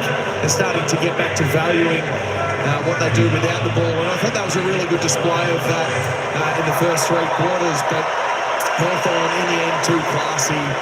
They ran in waves, and it was impressive. Ben Dixie's on the ground with the skipper of the Hawks, Ben. Yeah, down here with Edward Scissorhands. Sis, I had a bit of a joke. You know, sometimes when you're a little bit out of form, you get your touch back, but today you found your feet a little bit more, and you could see it unfold. It was a terrific execution by Hawthorn. Yeah, happy with the win. There was a bit of a grind, you know. Melbourne had a pretty clear game plan and take pressure out of the game, and we're up to where we're able to grind it out and kick away in the last quarter, and yeah, it's good to mark a few today of been dropping them Edward. You were good. Just in 3/4 time, so it wasn't, it was 1 point half time, 1 point 3/4 time. What was it that broke it open? Because it's a big margin in the end. Probably stopped kicking it to Gorney for a start. We're kicking it for a bit. He's a bloody good player. He's in good form. But just use our legs, make the ground big, put as much pressure on as we can, and probably didn't execute what we wanted to do for 3/4, and sort of that last quarter was the game plan at the start. So Mitch had nothing for us but to just do the thing that he's telling us to do and execute it better, and we were able to do it in that last quarter and kick away. It was a massive week last week, celebrating 100 years with the Hawks, and Josh Weddle couldn't get his name on the banner for his 50th game, so it had 50 plus 1 and Josh Ward as well. But Josh Weddle, he's the biggest swing man in the game now. He must be incredible to play with. Oh, it's pretty crazy. I think he turns 21 next week, and the amount of respect and trust that he's earned just from the get-go with the way he goes about it, and he plays with a lot of freedom, and love playing with him. And the outside noise is the criticism. Hawthorn not playing their best game. Sides have worked you out, but has much changed in the way you've gone about your football? Not really. We're really established in the way we want to play and our identity and the brand we want to play. So, everyone's playing a bit clunky at this time of year. No one's hitting their straps, and So it's good to chalk up the wins, and hopefully we peak a little bit later in the year. Got some good length in that moustache. How long are you growing that for? The wife went to Bali, so I thought I'd change it up. I got away with it. I did see it's great with mate. Well done. Thanks, guys. Thanks to Ben, and James' sister wants to be careful of Dicko. He might get put in a headlock if he keeps going with that. Some of that stuff. No, I luckily that was reckon. live TV, because I reckon if you look down the ground here, Sicily's got Dicko in a headlock. Well, it's a tale of sort of two game plans really here. Is that Hawthorn want to score from the back half. That's their run and gun today. They've kicked 8 goals, 54 points from the back half. Predominantly, that would be normally for turnover, but that's come from stoppage today. In forward half for Melbourne, they've kicked 4 goals, 9 from forward half. So they had their opportunities. They just couldn't make the most of them. Predominantly, they were in those first 3 quarters. Eddie Betts is on the ground. Eddie! It's down here with the superstar, speed star, the halfback flank from Hawthorn. CJ, What's up, my man? first win against the Hawthorn. Man, that feels good. Against Melbourne, yeah, man, that feels good. Obviously, haven't beaten Melbourne before, and we had to come out today with our best foot forward, and we did, and that feels good to beat them, finally. It was a close game too. It was 1 point at halftime, 1 point at three-quarter time. What was the message going into the last quarter? Yeah, we couldn't get our game plan going early on. It looks like they shut it down pretty well. We didn't want to kick down the line with Gorney and all that, so we had to open up a fair bit. We eventually did in our second half, and we opened up pretty well. I want to talk about Jack Gunston. He's an old man. He's 33 years of age, but he's playing some of the best footy that I've seen him play. Bro, we need to find his time machine. He's going back in time for sure, and credit to him, man. He's just consistently bringing it forward, best foot forward every week, kicking goals. Second in Coleman, I'm pretty sure. So it's good to see him actually, converting. And Josh Weddle, another speed star off the halfback, just to help yourself out. Yeah. Let me ask the question: who's Batman and who's Robin? Come on now. You know the question to that. No, but Wed's partner in crime. Looks like you need a second person to run with if you get in trouble most times, and someone to hand pass to if you run into trouble. So we go vice versa. If he gets in trouble, he handballs to me, vice versa. And man, he's been unreal this season. Played his 50th last week, and he's just getting better and better. And just lastly, you had the injury with the calves. Everything's smooth now? Oh, man, I'm feeling really good. Probably the best I've felt since, the injuries I've had. But it goes back to, pre-season and getting continuity and getting confidence back. I'm feeling really healthy, which is good. Well done, mate, and congratulations on your first win against Melbourne. Work, Batman. Eddie Betts and Batman there. It was a very cool interview, wasn't it? Very cool. He's a physical specimen. He is CJ. You're shaking your head, or you came in today and you got your long suit and things are a bit tight. I don't think that happens to a man, CJ. Thanks for bringing that up. Howie, I actually can't believe that Josh Weddle is only nearly 21. He plays like a 28-year-old. Yeah, he just the dash off half-back. And you mentioned Weddle and CJ being Batman and Robin. I look at Impey and Amon. They just, in terms of where Hawthorn have gone to get their players from, they haven't drafted, they've traded for those players as well. And they just give them ridiculous run. D'Ambrosio's another one as well. He's chalked up 26 touches today and he goes at 85%. So he's sort of pretty automatic when he gets the ball out on the width, and it's so important to have those outside players. We know the inside players. Walker's had 28 today, and Newcomb was good in the last quarter as well when they needed him. Just the balance of this football club. They played really poorly, I reckon, for 3 quarters today, and they won because they finally got their game plan up and going in that last quarter. They didn't kick it to Max Gawn as much in the last quarter, which both of those Hawks players spoke about. So I think Sam Mitchell would be pleased they won, Hawk. Yeah. But also a little bit disappointed with the way they played. Yeah, I think he'll still be overall pretty optimistic about the. I mean, you know what it's like in season. Sometimes you just need to win games of footy. They bank this. They look at the last quarter and what they did really well. There's going to be some numbers that really stick out to them. We heard Sicily talking about the fact that they wanted to make the ground big, which opens up the middle, which I thought they attacked really well in that last quarter. So, yeah, I certainly think there'll be things that they look at this game and think we can improve a lot. So I reckon that gives them a lot of optimism. But at the same time, a win's a win. They bank it and they move on to next week.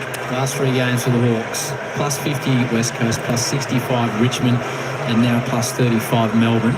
Where they're on the ladder, they'd be expecting to win those games. Next 3 weeks, Suns and Darwin. Suns have never lost up there.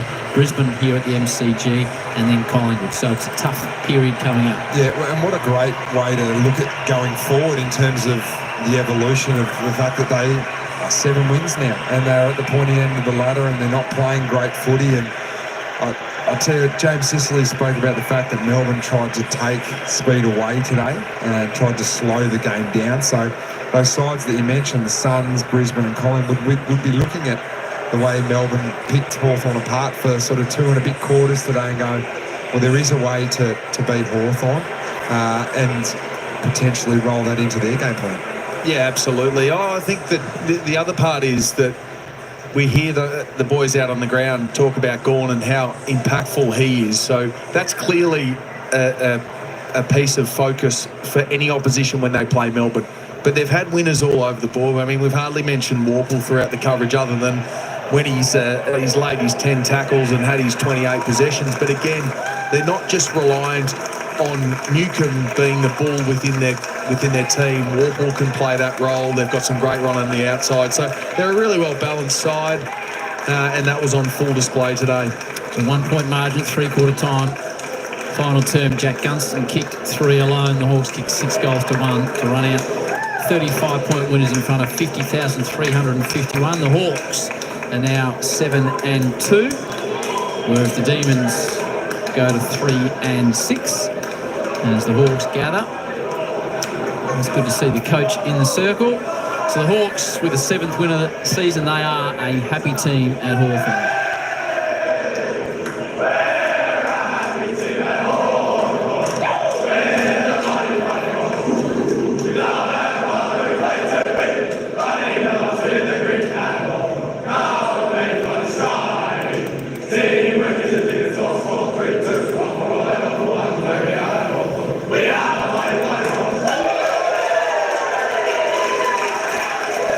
Melbourne, on the other hand, they take on Brisbane away next week, then Sydney at home and St Kilda. After 3 straight wins, still a lot to like about what we saw from Melbourne. Yeah, no, I like the evolution of Melbourne. Obviously, starting zip and 5, it's hard to get back into the season to challenge for finals there. But they're showing signs. I think they're younger players. Like I think Bowie's probably leading their best. He's leading their best and fairest right now. Wins at Langford was their best player today with 22 disposals and 3 goals. And even McVie is showing things off the back half there too. So Melbourne's youth are certainly growing. So the Hawks with a 7th win of the season. Quick, whip to the fridge, get whatever you need because more footy coming your way. Super Saturday Live on Fox. Wall-to-wall footy exclusively up next. The Bombers and the Swans from Marvel. The Hawks here at the MCG get the job done by 35 points in front of 50,351 people. To all the mums out there, have a fantastic day tomorrow. Happy Mother's Day. And the Hawks, they're happy here at the MCG.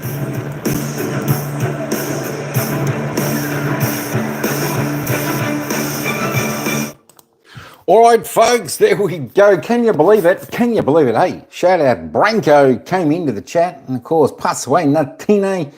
Make a love shout out Day. Oi, keep your chin up. Hopefully you get the channel back soon. We're all supporting you.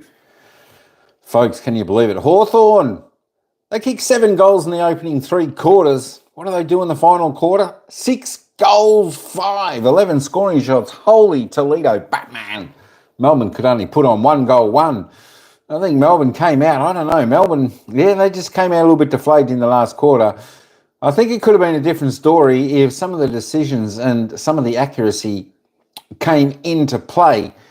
But then again, Hawthorn kicked 13 behinds as well, Melbourne 14 behinds. Hawthorn just too good, they just lifted when they needed to, and that was in the final term. I'll tell you what. We'll have a look at the ladder in a minute if it's updated. Hawthorn should be sitting 2nd on the ladder.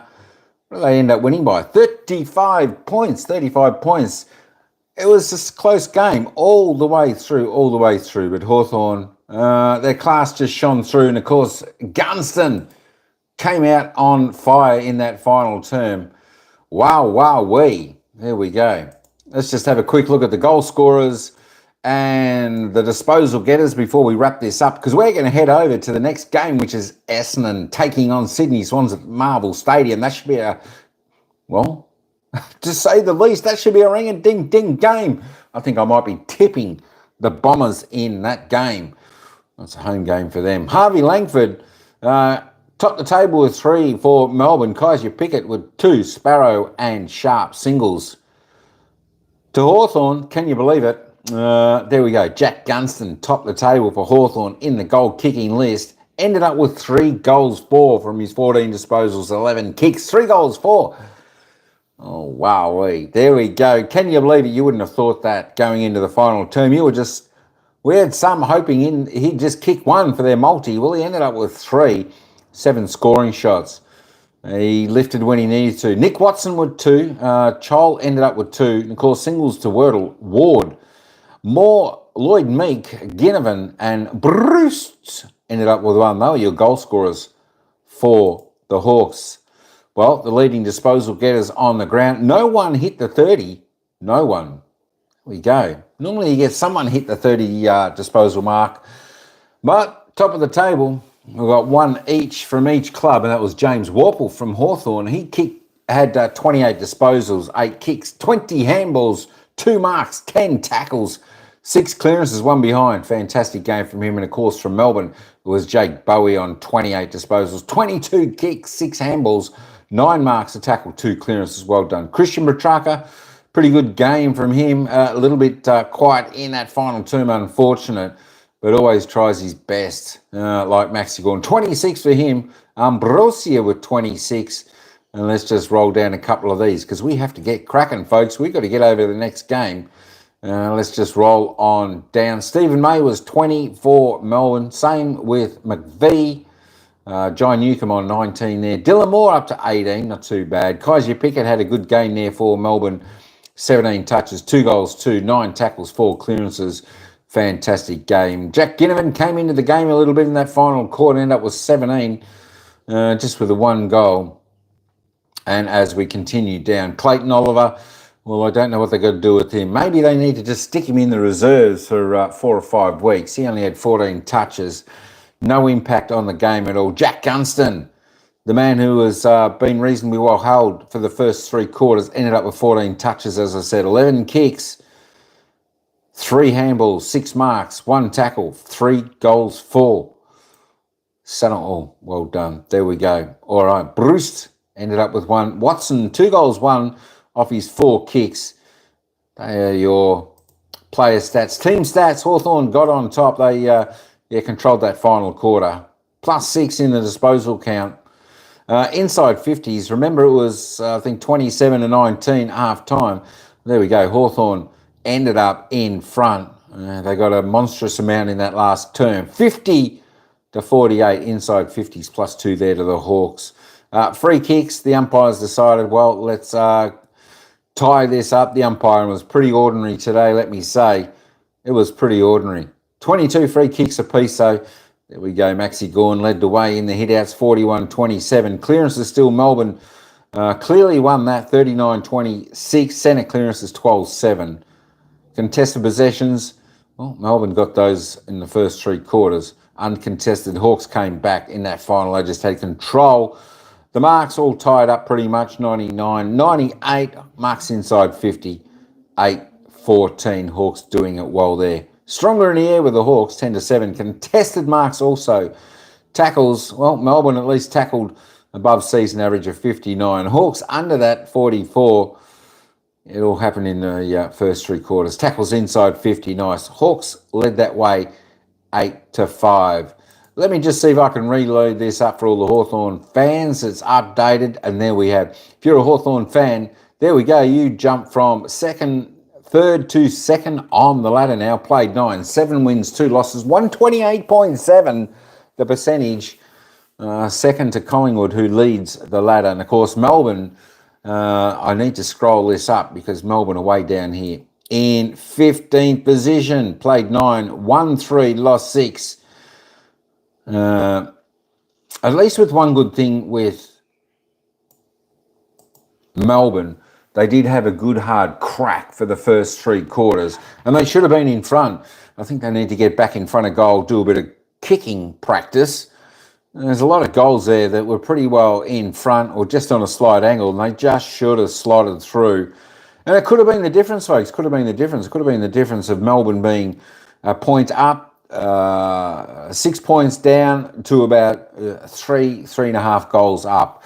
And that could have made the difference, giving them the belief that they could run the game out strongly and take this away from Hawthorn. But when you squander your opportunities like Melbourne did, Hawthorn are always in there with a sniff, and especially when they haven't had much control of the game. And that's exactly what happened in the final term. Hawks took control in the final quarter. As you see on the scoreboard, 6 goals, 5 in that final term was a fantastic effort by Hawthorn. Look, still a fair few things to improve for both sides there. But all you can do is win, folks. All you can do is win if you're a Hawthorn supporter, and that is exactly what you did today. And we did have the poll. Well done to everyone in the live chat. We did have the poll. 61% went for Hawthorn. It was pretty much around that figure, even up until three-quarter time going into the final quarter. We still couldn't... Hawthorn was still slight favourites, I think, in the hearts of most. We thought Hawthorn might have been too strong, but sort of some of us were just hoping Melbourne would win to keep Hawthorn a game behind the mighty Magpies. That's just me. But there we go. It was a fantastic game. Great spectacle up until three quarters, and of course, just the dominance of display in the final term by the mighty Hawks. Well done, Hawks. Well done, Hawks. Anyway, folks, that's it. I want to say thanks, everyone, for coming into this game, for the coverage. I hope you enjoyed it. Hey, don't forget, this game, let me just roll. This is our next game, Essendon taking on Sydney Swans, and that is about to start. So if you want to jump over and have a listen to that game with me, I'll be live there in about 5 minutes' time. That should be another good and interesting game as well. All right, folks, can't believe it till it got to me. I can't believe it either, Tina. YouTube sometimes can be a little bit cruel. But hoping everything comes back and well for you. We're with you. Anything we can do. I tell you what, YouTube's a strange beast. That is for sure.